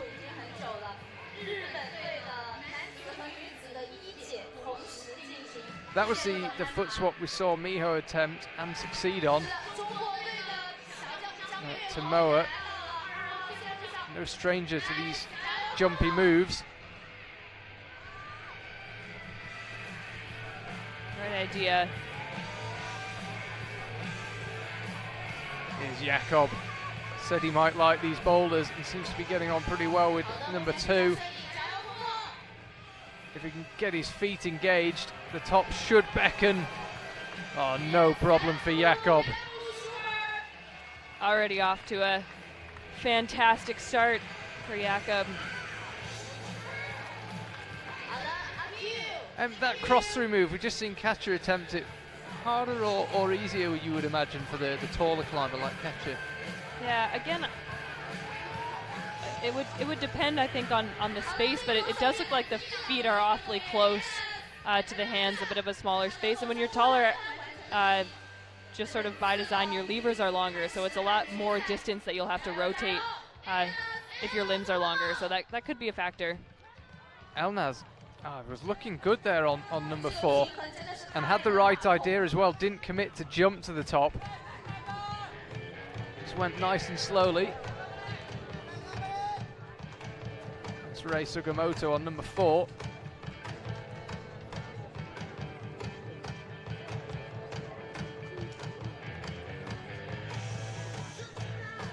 Yeah, that number 4 is interesting. It does look like there's more ways to do it than I had initially anticipated. Here goes Tomoa. Really could do with getting number 1 done, or he'll leave himself with a lot of work to do on some very tough boulders. Here's Katja. So she's going up with the right hand. This is just like Luchka did. And then I guess we'll bump with the right hand, or will she go direct? I think she's going direct. She's got a good hand on it. That's the closest we've seen anyone with the direct method. Yeah, that was definitely very close, but it is far going that way, for sure. Jan Hoyer, 2 tops for him on the first 2 boulders. What can he do on number 3? And a boulder you think he might enjoy. Yutong Jiang now on number 2. And simultaneous, synchronized falling there with her and Jan. Unfortunately, there are no extra bonus points for that. Sadly not. Could be a potential rule in the future, though, I hear. Oh, I really hope not. Tomoa still down on the mats, not finding a way on number 1. You said it earlier, though, we do seem to have seen a lot of climbers getting this one quite late on in their 5 minutes. Yeah, 1 minute is plenty of time for at least a couple more attempts on men's 1. Elnaz did the nice quick foot swap as well on women's 1. Tomoa's burning through the attempts here. I mean, looking at how tough the boulders are, I don't think he'll care too much about attempts. Or he needn't worry too much about attempts. Lose Elnaz. 45 seconds to go. Energy-wise, I don't think she'll have any problems. She'll definitely have time for another go. Jan bearing down on those big volumes. I think with 35 seconds left, he is going to call it a day. He is. Here goes Katja again. So she's got herself in position. I think she'll try the direct method again. She was pretty close. She got a really good left hand. And again, maybe not quite as close that time. And she is out of time. Here's Tomoa. Really needs this, Tomoa. Oh, and gets it done. What is it about men's 1 that people are getting it done in the last 10 seconds? I really do think with a move that is that dynamic and yet that you have to be so precise in order to catch that slot, it just takes a while for you to get almost the muscle memory that's required to be that precise and to be successful on that boulder. Hung Ying Lee, brilliant day for her in the qualifiers. Second in her group yesterday begins, as did Adam Ondra. Mentioned it earlier on, he picked up a kind of throat, chest, upper respiratory bug in Moscow, and he wasn't feeling well enough to travel to Chongqing, but he's here in Wujiang, climbed well yesterday, and doesn't seem to be showing any ill effects. He said he'd done a week or so of good training before he came out here, so he's not fresh from his sick bed and onto the wall. And he wouldn't come here if he didn't think he could win, that's for sure.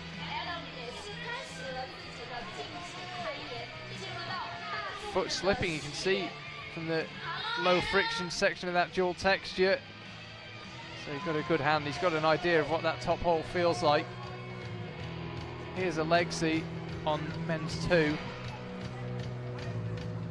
Seems like you have to have your beta in mind and really be quick to get that foot out right on those volumes, because the longer you spend on them, the worse they get, and the least likely the chances are that you'll be able to get that foot all the way out right.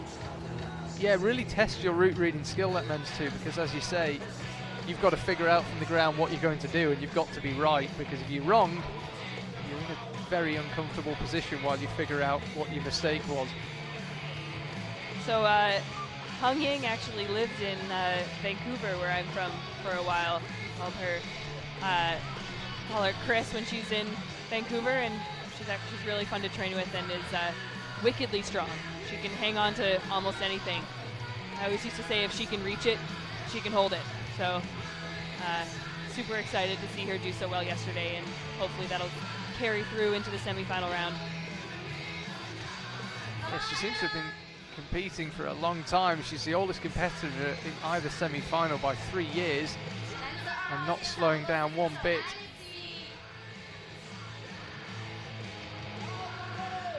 It's one thing that's really interesting about competition climbing is how much of an impact mileage can make on boulders and on sport climbs, and being able to read boulders and routes quickly, and having all that experience really can make a huge impact and can allow you to keep up with the young guns for truly a long time.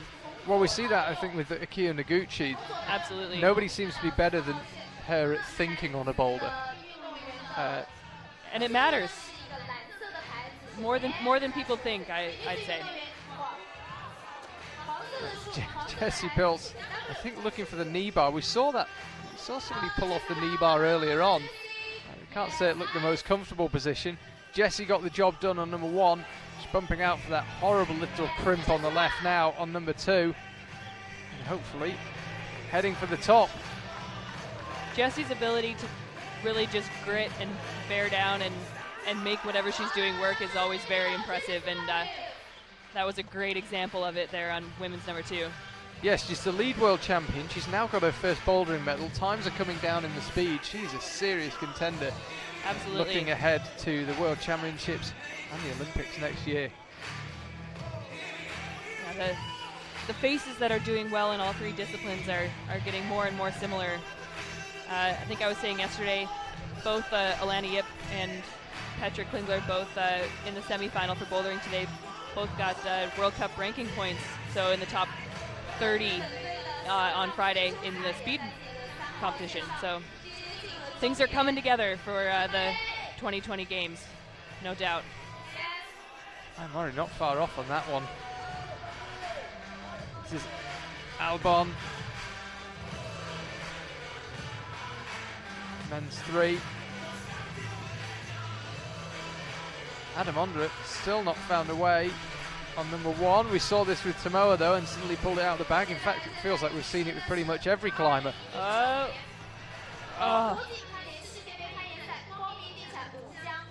There's been quite a few heartbreaks in this round. People with hands on finish holds and not quite able to make it work. Alexei Rubtsov, you just saw walking past the camera. I assume after an unsuccessful attempt on men's 2.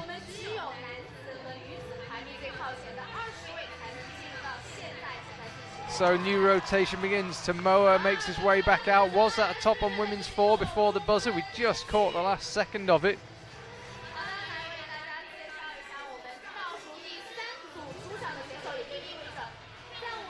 Akio Noguchi back out. We didn't see much of her at all on number 1.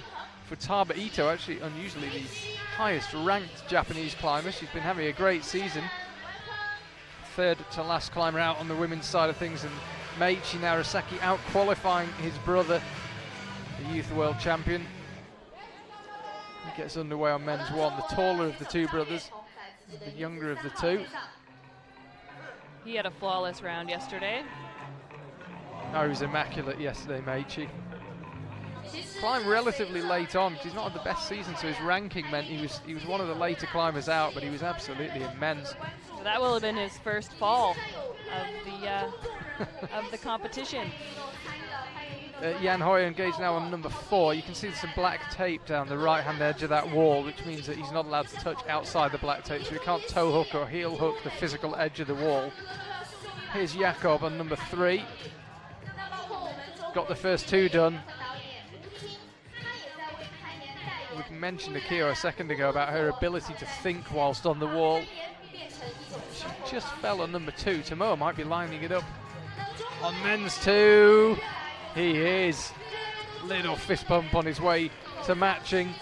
So 2 boulders, 2 tops for Tomoa. And always doing it with style.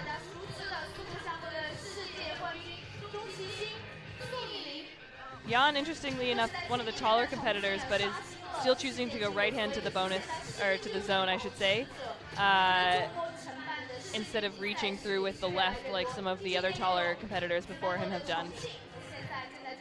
Yeah, Katja Kadic now and Meichi Narasaki right next to each other. Katja about to finish her rotation and Meichi just getting underway with his. Semi-final beginning to take shape now. Kokoro Fuji leading the way on the men's side, the only climber as yet with 3 tops. Meichi is almost spanning there from the zone to the top hold, but looks like he will have to give a little bit more in terms of distance in order to make that work. And that might mean, unfortunately, releasing the security of the zone hold with the left hand.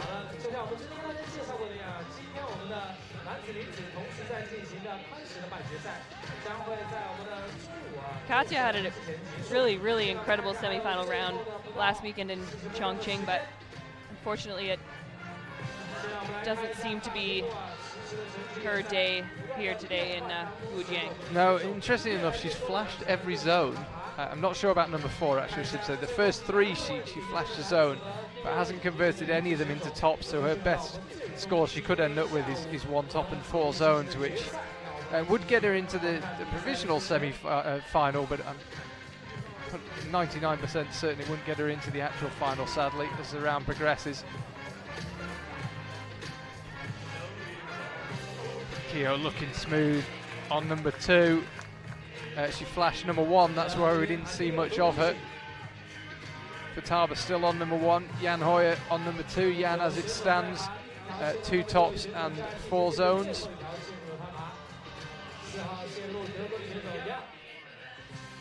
See if, oh. That's the jump. We haven't seen much of that on women's 3. Nice demonstrated. Yeah, it does seem like the jump has been easier than we originally thought, just from previewing the boulders. No small feat, nonetheless. That's the unravel move. You've got to be so accurate. That was pretty close there, though, sticking that unwind. Quite surprising to see Meichi not managing to get that move, actually. As you say, he can almost span it. He's coming at it as slowly as anyone we've seen. Sometimes I find when taller climbers go for the span move, it actually, if they're not actually tall enough to reach it, it can sometimes sort of, they can get stuck in trying to span it instead of just committing to the jump, and then it doesn't do them any favors. And Jakob looked close there on men's 3. As it is, he'll be 2 tops and 3 zones from the first 3 boulders. Here goes Meichi. Oh, and I thought we were going to see another last 10-second top. I definitely did too. Katja Kadic ends up with 4 zones, but no tops, not quite her day in the semi-finals. And there is our venue. Lovely day here in Wujiang. Petra Klingler now comes out, 2016 world champion, alongside Kai Harada, 2018 world champion from 8 or 9 months ago in Innsbruck. What an incredible moment that was, his win in Innsbruck. Yeah, I remember running through the arena to do the live interview on Austrian TV, and he just looked absolutely shell-shocked.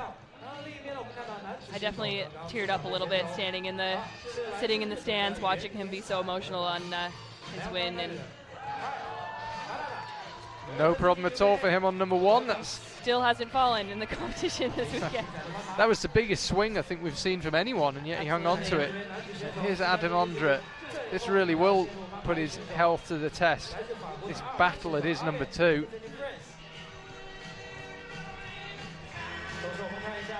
Jessie, who's had a great semi-final so far after an excellent qualifier. She's topped both of the first 2 boulders, and she's nailed what we think is the crux on women's 3. This could be her for 3 tops on 3 boulders. Left hand looks solid. I think she'll just get the feet in before she goes to the top. And there it is. Jessie Pilz, 3 boulders, 3 tops. Can't do much better than that. Looking at the scores, she is now only the second climber with 3 tops. I'd be pretty surprised if that wasn't enough for her already.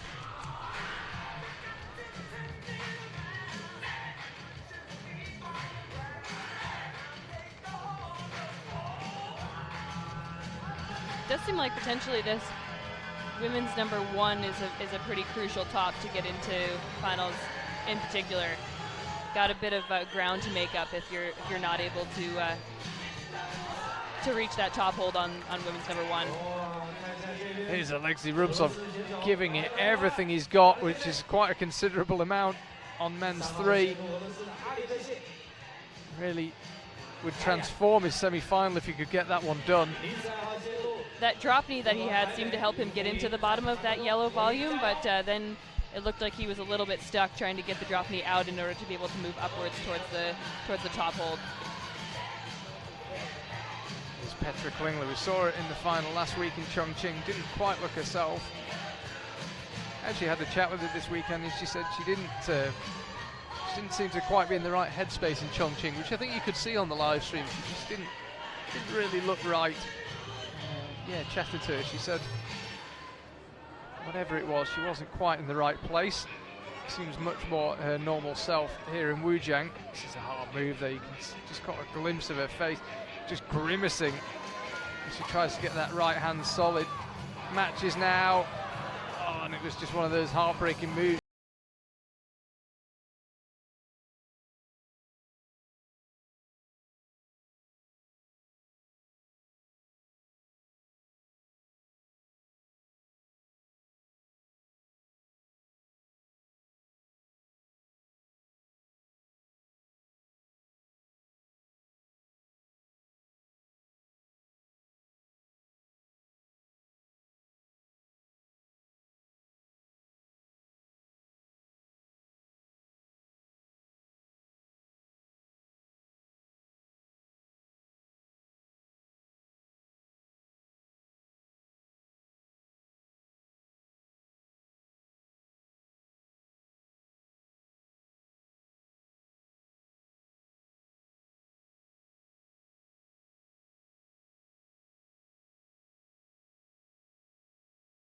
Everybody thinks I'm so tall, but it's all neck.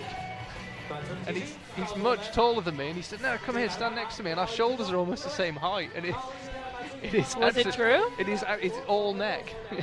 He's a big man, primarily between the shoulders and the bottom of his head. Well, somebody should definitely do a study on the correlation between neck length and climbing ability, because maybe there's something in there. Could well be, yeah. But no, he had myself and a couple of other people really laughing backstage yesterday. He was saying, "I'm not as tall as everyone thinks. I've just got a massive neck." Yeah, well, unfortunately, that was a bit of an uncharacteristic struggle for him on men's number 2. Yeah, I think the neutrals watching at home will be slightly disappointed because they obviously would like to see him in the final. And after he went so well yesterday in the qualifiers, I can't help but admit I almost assumed he would go well in the semi-final, but he hasn't got it done so far. And I think even if he tops the remaining 2, could be tight. Now, women's 1, Janja Garmbret is out.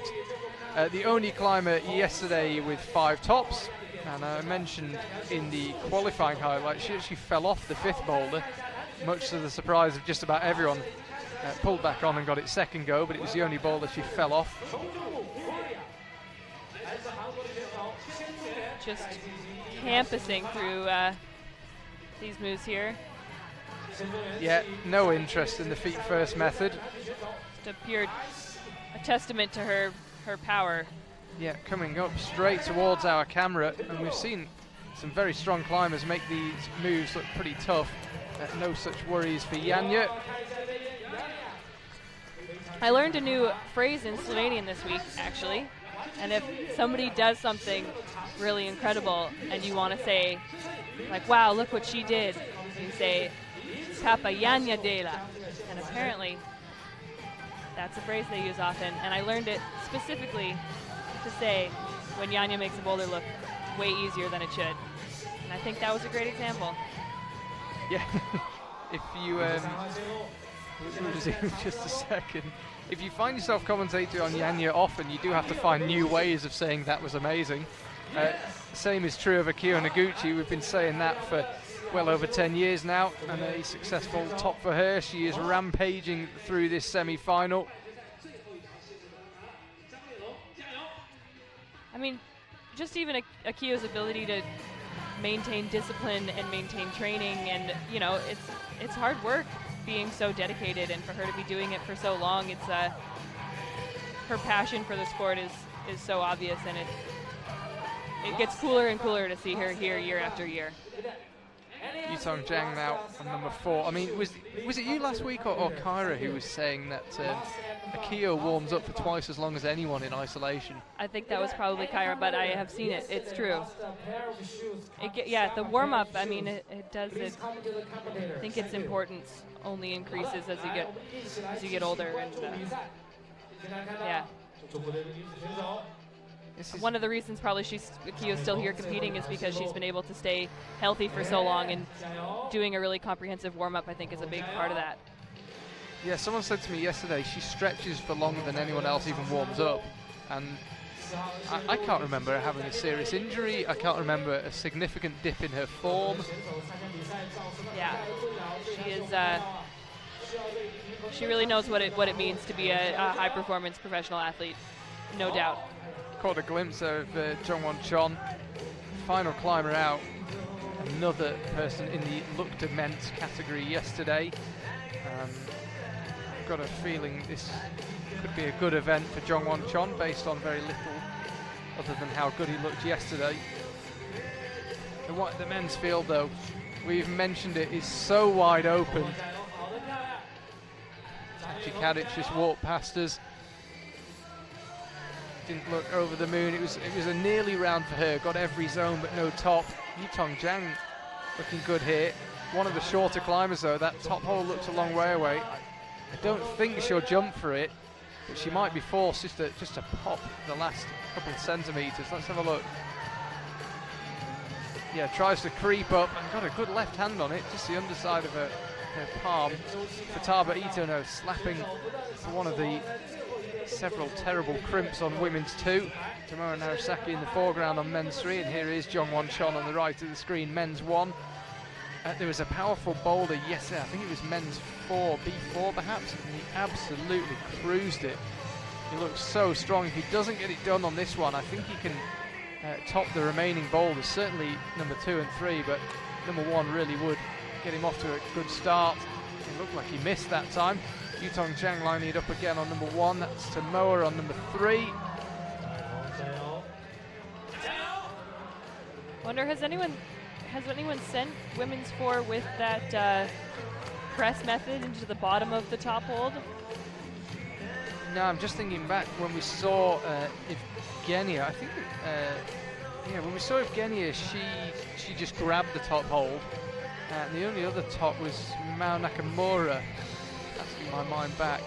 I don't think so. Yeah, I think it was. I think the press method is hard to maintain stability on that small dual text foothold and be able to get both hands pressed into the bottom. Definitely a lot more risky. So we're actually done with the first boulders now. No more. Adam Ondra climbing on number 3. There's Petra on number 2 on the left of the screen.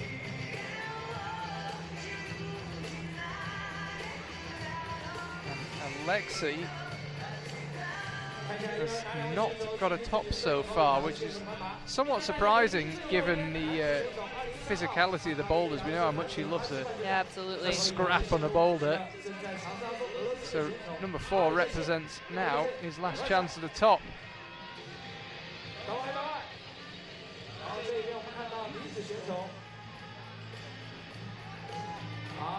See what Petra can do with these small holds here. Oh, they really are horrible holds. And you've got to do a lot of moves on them. It's not just a case of going from one to the other, you've got to stop, adjust, get your feet on, swap hands. There's lots of micro movements. You can see just how bad the hold is by how little of her hand was required to completely conceal it.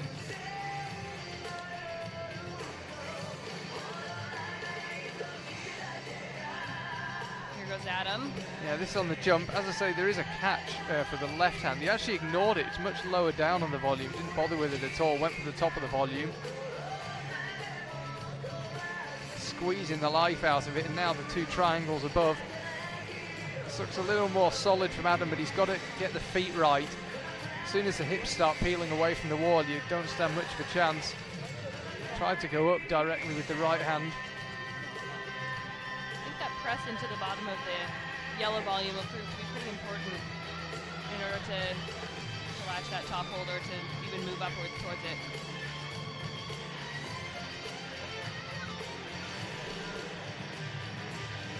Here's Jessie Pilz. She's had a great semi-final.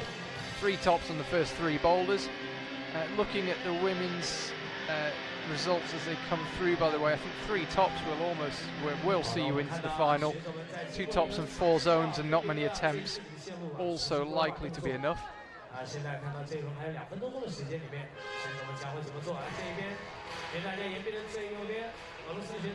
Kai Harada.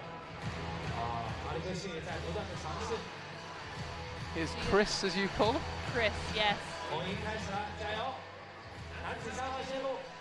And Ying Lee. Got this really hard cross-through move to do now. She's coming up through with the left hand, and then this unraveling is probably the crux of the boulder. I think she had her body position and her knees moving in the right direction, but quite enough purchase off of that left hand to really unwind through it.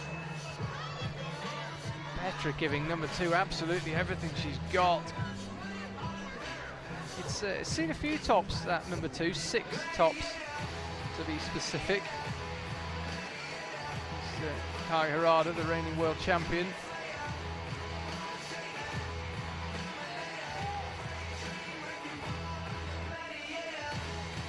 Yeah, his flash of the first boulder was really impressive, but his big burly moves seem to be slowing him down at least a little bit. And Lexi, it has just not been his day today. As for the brusher, he won't give up until the last second, but he's not going to have done enough. Over on the men's side, we haven't had as many tops on the men's side. Right now, Ray Sugimoto is sitting in 6th place, and he's only got 1 top. You can see him there. As the round progresses, I fear Ray may well be displaced, but 2 tops likely to be enough to get you into the men's final. Bit of a new beta attempt from Kai there. So Adam, with what you'd imagine will be his last attempt on number 3, and he's got the blue volume this time. Can he get his feet sorted out and launch for the top? You can see the top hold. He's got a real fight on his hands with 14 seconds to go. Slaps with the right hand and can't quite hang on to it. Adam Ondra, one of many climbers who just have not found the methods here on a very tough set of boulders in Wujiang. Yeah, not only are these boulders powerful, but the body positions are also super complicated today, and seems like one pretty big factor on the athlete's success on these boulders has been being able to figure out the body positioning quickly enough to not burn attempts or energy, just trying to purely fight through the moves. And I really like the setting, because I understand a lot of people don't like the running jumps and parkour style boulders, but the fact that boulder is powerful doesn't mean it has to be basic. And I think we've seen that today. The setters have given them a physical challenge, but you've got to read it right. I think it's a really nice setting. Yeah, this has been a very, very good round. Here goes Yanya on number 2. Definitely the standout climber yesterday, but she'll have some competition. Miho Nanaka looked really impressive in this semi-final. Akio Noguchi looked really impressive in this semi-final. As did Jessie Pilz, Julia Shanodi still in the provisional top 6, Solsa, Aimori, all gone well in the semis. So the winner of the first 3 World Cups, if she wants to make it 4, will have her work cut out. She didn't really have much work to do there on number 2.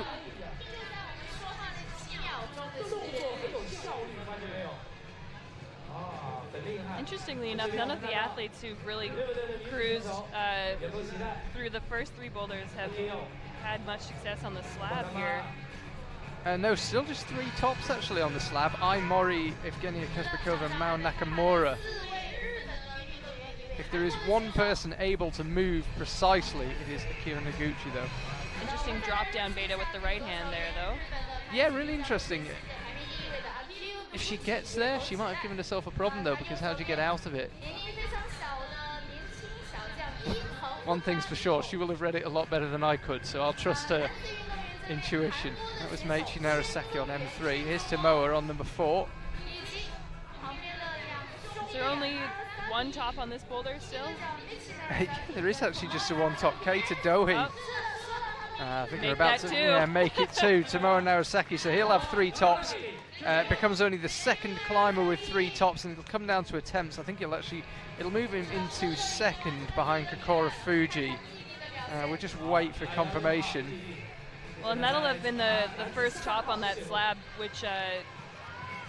in which the intended beta for the root setters was used, with the right hand to the finish hold and using that honeycomb-shaped hold as a press with the left hand. Yeah, Tomoa, by the way, safely into the final with that top. Would probably have made it anyway, actually. But no problems at all.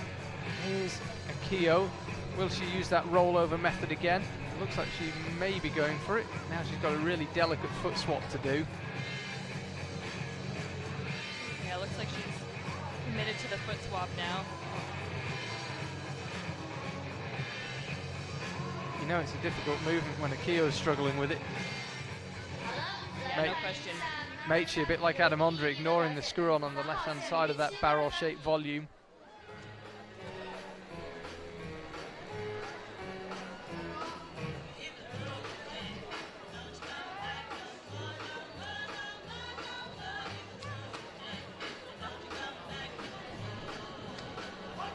Lining up for the jump. Yeah, this is Futaba on number 3.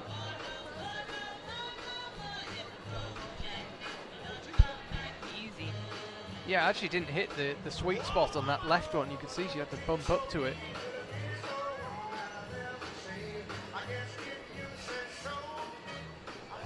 So then this proving to be the crux, coming right towards our camera. Oh, I'm still not quite sure how she hung on to that. No, that was a good angle to see just how hard she had to fight with those 3 fingers to hold that screw on. Futaba Ito just needs to match and she will have a very well-earned top. It was a penultimate move that looked absolutely desperate. Still hasn't quite found a way to free up her right hand. Now she has. Really good climbing from Futaba. What a season she is having. Interestingly enough, Miho Naka still leading the way on the women's side.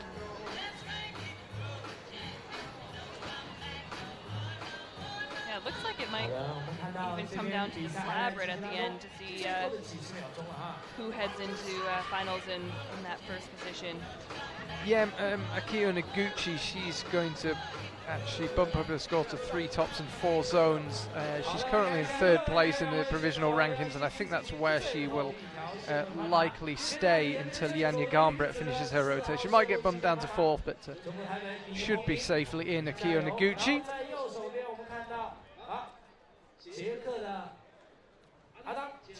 Petra Klingler now. Hung Ying Lee is out on the slab. This is Petra on number 3.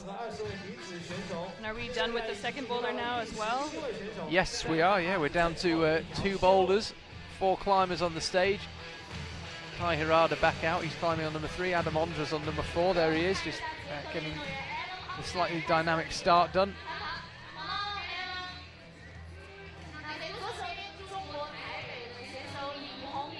Choosing the left-hand method. Another climber with incredible movement. Adam. Absolutely. See what he decides to do for this final move here. His feet look relatively high. I wouldn't be surprised if he went left hand. Yeah.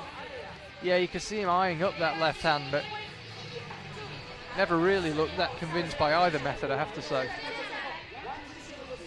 And Petra, who I assume has had a go on number 3.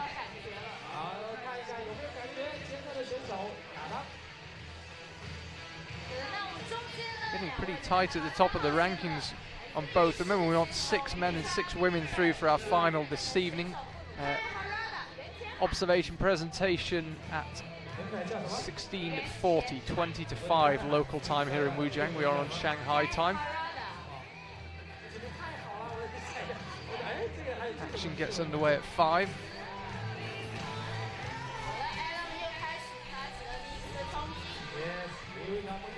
As I mentioned earlier, there's one of the forecasters calling for bad weather. Still seems very hard to believe. There's not a cloud in the sky. Lovely day as it stands. Hopefully we'll stay this way for the final. So Petra's done the jump and will go up with the left hand. Then go up with the right. So I think she'll go for the bump method rather than the cross through. Got a real fight in her hands here. You can see her grimacing. Seems like she couldn't really decide if she wanted to bump out with her right hand or to just gun it for the finish hold like a couple of her fellow competitors have tried before her. I think going direct would be a tough sell though. She's Absolutely. Not as tall as the people who've attempted it, and even for them it looked a long way.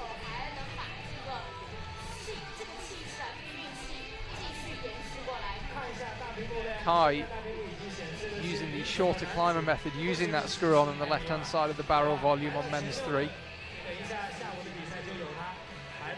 Squeezing his way up the volumes.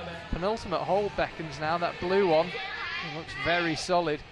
He'll need to do something with his feet. If you cut loose on this move, really tough. Oh, and hugs that triangular volume with both his feet. This could be the most controlled top out we've seen if he pulls it off. Oh, that's lovely work from the world champion. Kai Harada's absolutely steaming through this weekend in Wujiang. Adam Ondra, sadly for him, not doing the same. Falling off with one hand on the finish hold never feels good. Still just 3 tops on women's 4. Hongying Lee currently just a 3 zone for her, no top as yet. Buzzer sounds a couple of seconds ago to signify 1 minute to go. And right now we've got 3 climbers with a lot of work to do. You can see Janja Garnbret ready to come out there just in the doorway. Hasn't really been taxed so far. Not so much, no.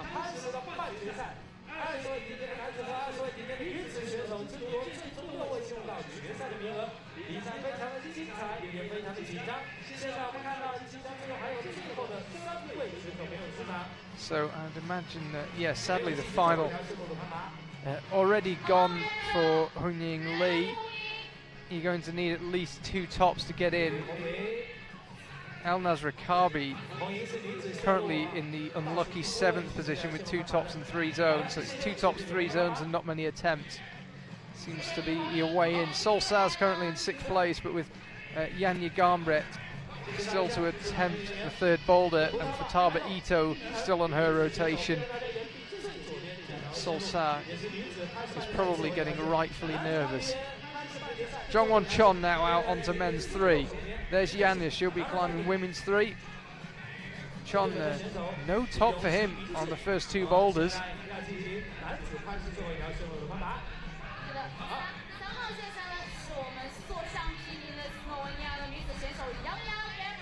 Janja making the jump look annoyingly easy once again.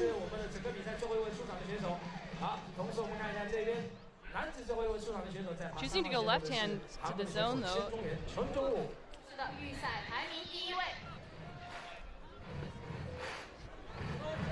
See if she'll gun it for the finish here. She's got that bit of an unorthodox beta method going on. I think she maybe realizes that this was not the intended beta, but it doesn't matter at all. Now, we've talked about Akira Noguchi's ability to think on a boulder or a route. Not many people better than Janja Garnbret at correcting mistakes. She gets herself into some funny positions sometimes. I mean, all of the other female athletes before her that ended up with the left hand on the zone and the right hand on the crimp just after were either stuck jumping straight for the finish or struggling to hold the holds.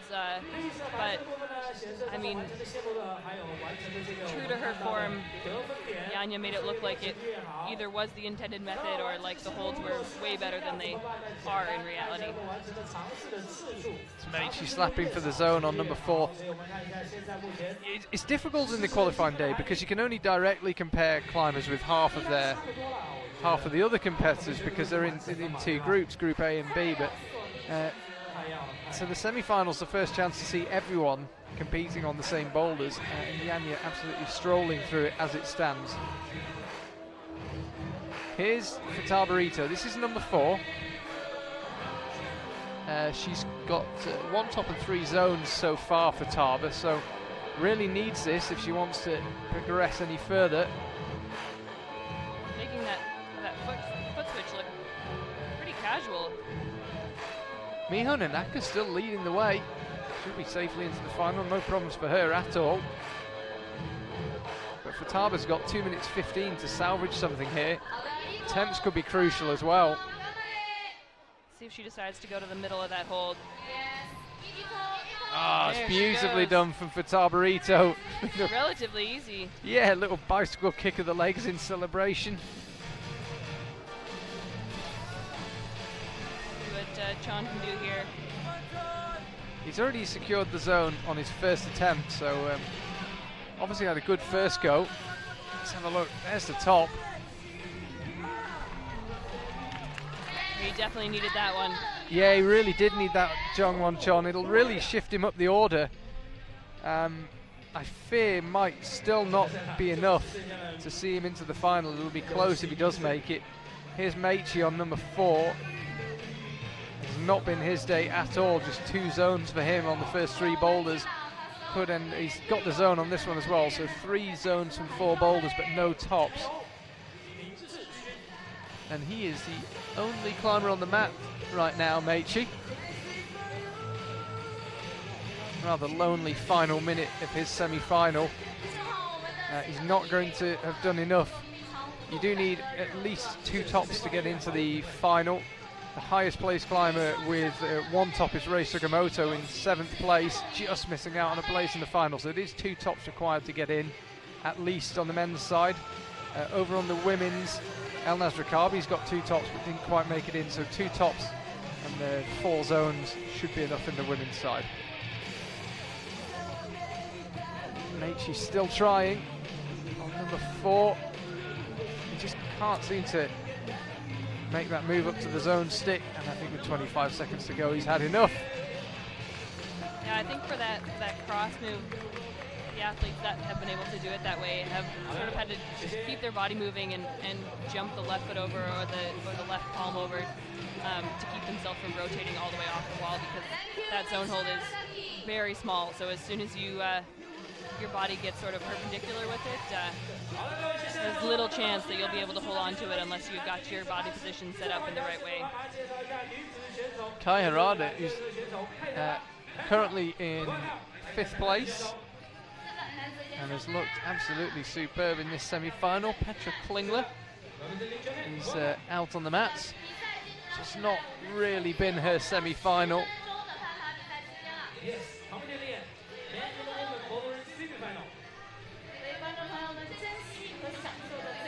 5 minutes begins again, 4 minutes 27 of it left. Kai Harada, he just came up with a magical top on number 3. That looked relatively promising as a first attempt on men's number 4 there for Kai. Let's see what Petra can make in this foot switch. Also looked relatively easy for Petra as she moves forward towards the zone hold. By no means over yet, though. This move across there requires a lot of balance and stability, and you still, I think, have to move relatively slowly and can't overcook the amount of force that you generate whilst going to that hold. Kai just popping up, trying a completely different method. A for optimism, but that would be a pretty tough method to stick given what he's going for. Petra Klingler, by the way, no tops for her so far, so she's not going to make it into the final. She's got all 3 zones on the first 3 boulders.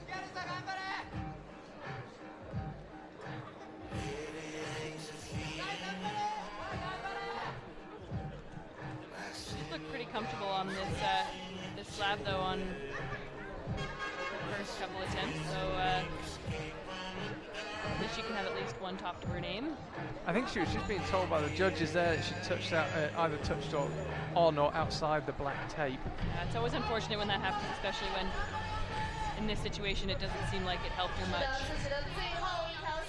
or at all. And yeah, you can see there ideally she would just like to move the left hand up, and it probably wouldn't help her that much, but rules be rules. Steps out right, down to the zone, so she's got all 4 zones.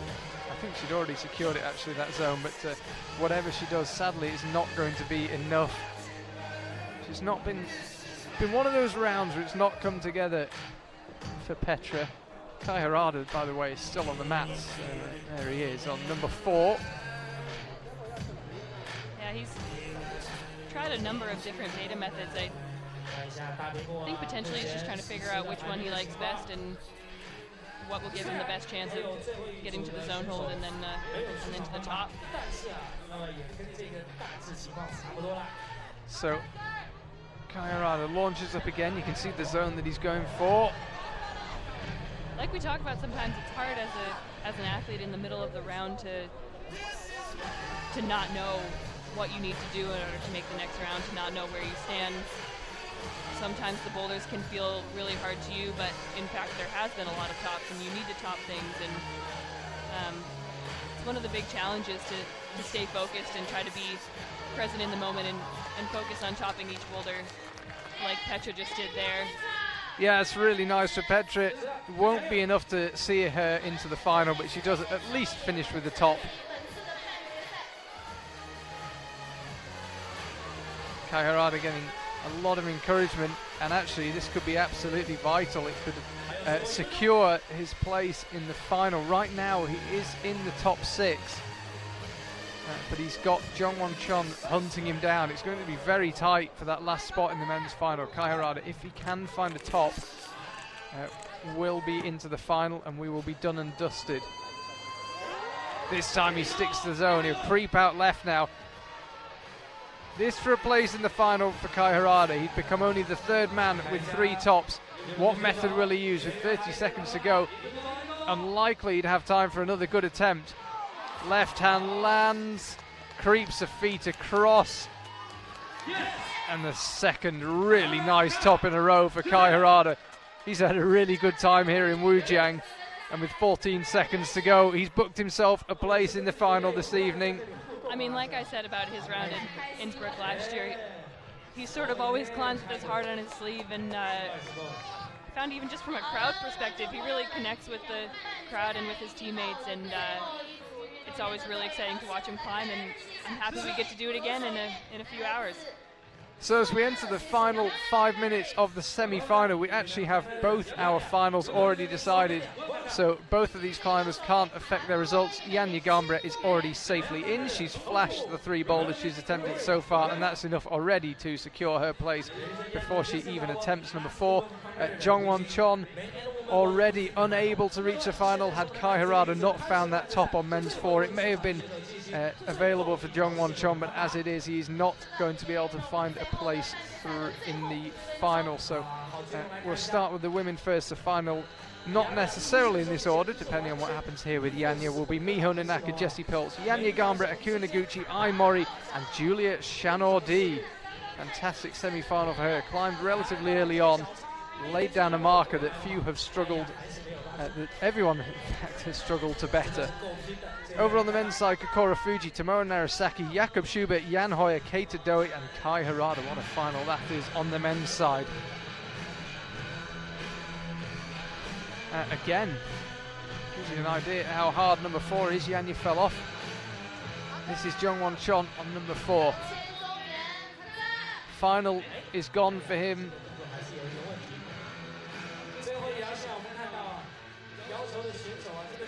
11 climbers on the women's side of things who finished with the top. It was a really tough set of boulders, and on the men's side 13 men finishing with the top. Yanya's second go.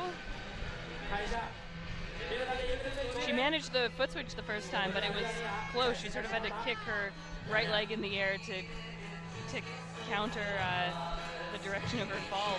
We'll see if she can make it a little bit smoother this time.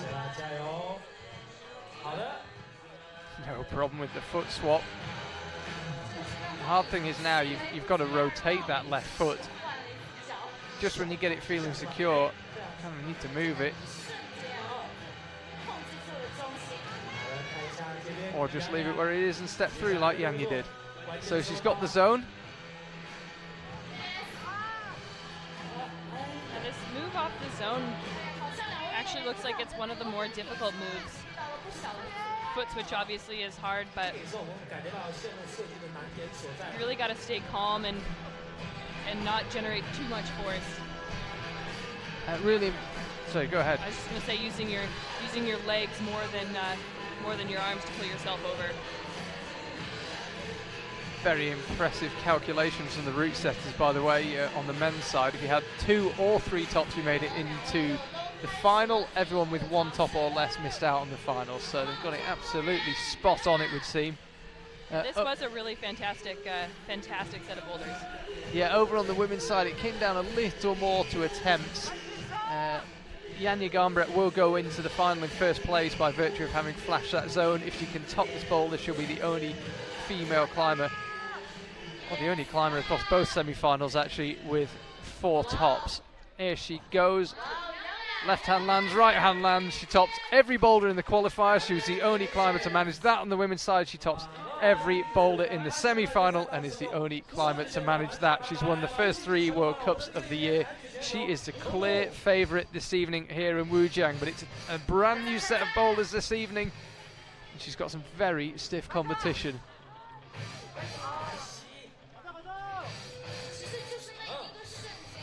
The last minute, the whole semi-final round.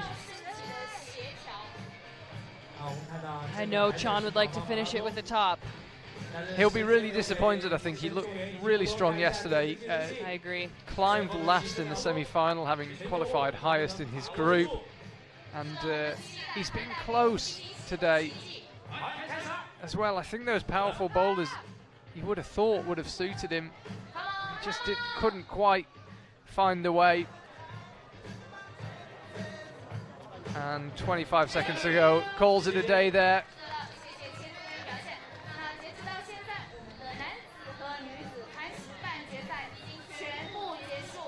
So as the crowd begin to disperse, there is the scene here in Wujiang. Still a beautiful day, and there are the scores. Yanya Garmbret, she has topped every boulder she has attempted here in Wujiang.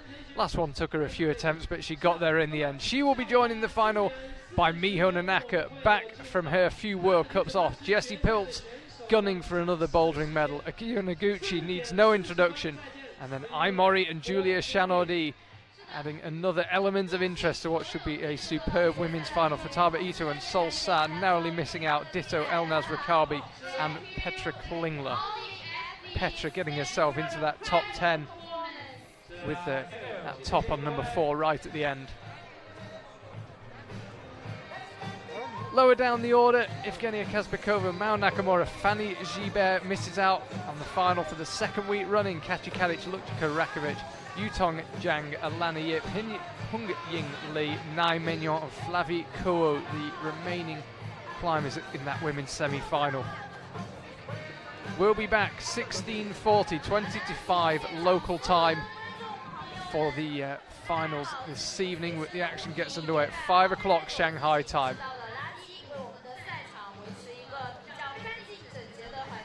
And on the men's side, we've got 4 Japanese climbers through: Kokoro Fuji, Tomoe Narasaki, Kai Harada and Keita Dohi, and they will be joined by Jakob Schubert and Jan Hoyer in an all-star final. Rei Sugimoto narrowly misses out, the highest ranked climber with 1 top, but he needed 2 or 3 to get through on the men's side. Yufei Pan, big result for him, 8th place. Yoshiyuki Ogata and Alexei Rubtsov rounding out the top 10. We just had Keita Dohi at a pretty cute moment behind us here. I think Team Japan is pretty excited to see him in the final. And a bit lower down the order, Jongwon Chon. Man might have had high hopes after such a good day in the qualifiers and on such a steep and powerful wall. Nathaniel Coleman, Sergei Skorodumov in 13th. Adam Ondra, Gregor Vazonik and Yene Kruder, all three of whom would have been hoping for better. And then Albon Levier, Meichi Naraseki, Vadim Timinov and Angie Perhark, the remainder of the top 20.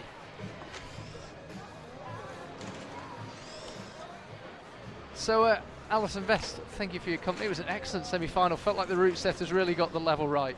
Yeah, it was really, really exciting to see. Came down to the last climber. It was exciting all the way through. A lot tougher than yesterday, but I think we've been set up pretty well for an exciting final. Yes, I think we have too. We are due to get our observation and presentation underway at 16:40, 20-5 Shanghai time, and then the action will begin at 5. Do hope to see you then. Thank you for watching, and we'll see you in a few hours' time.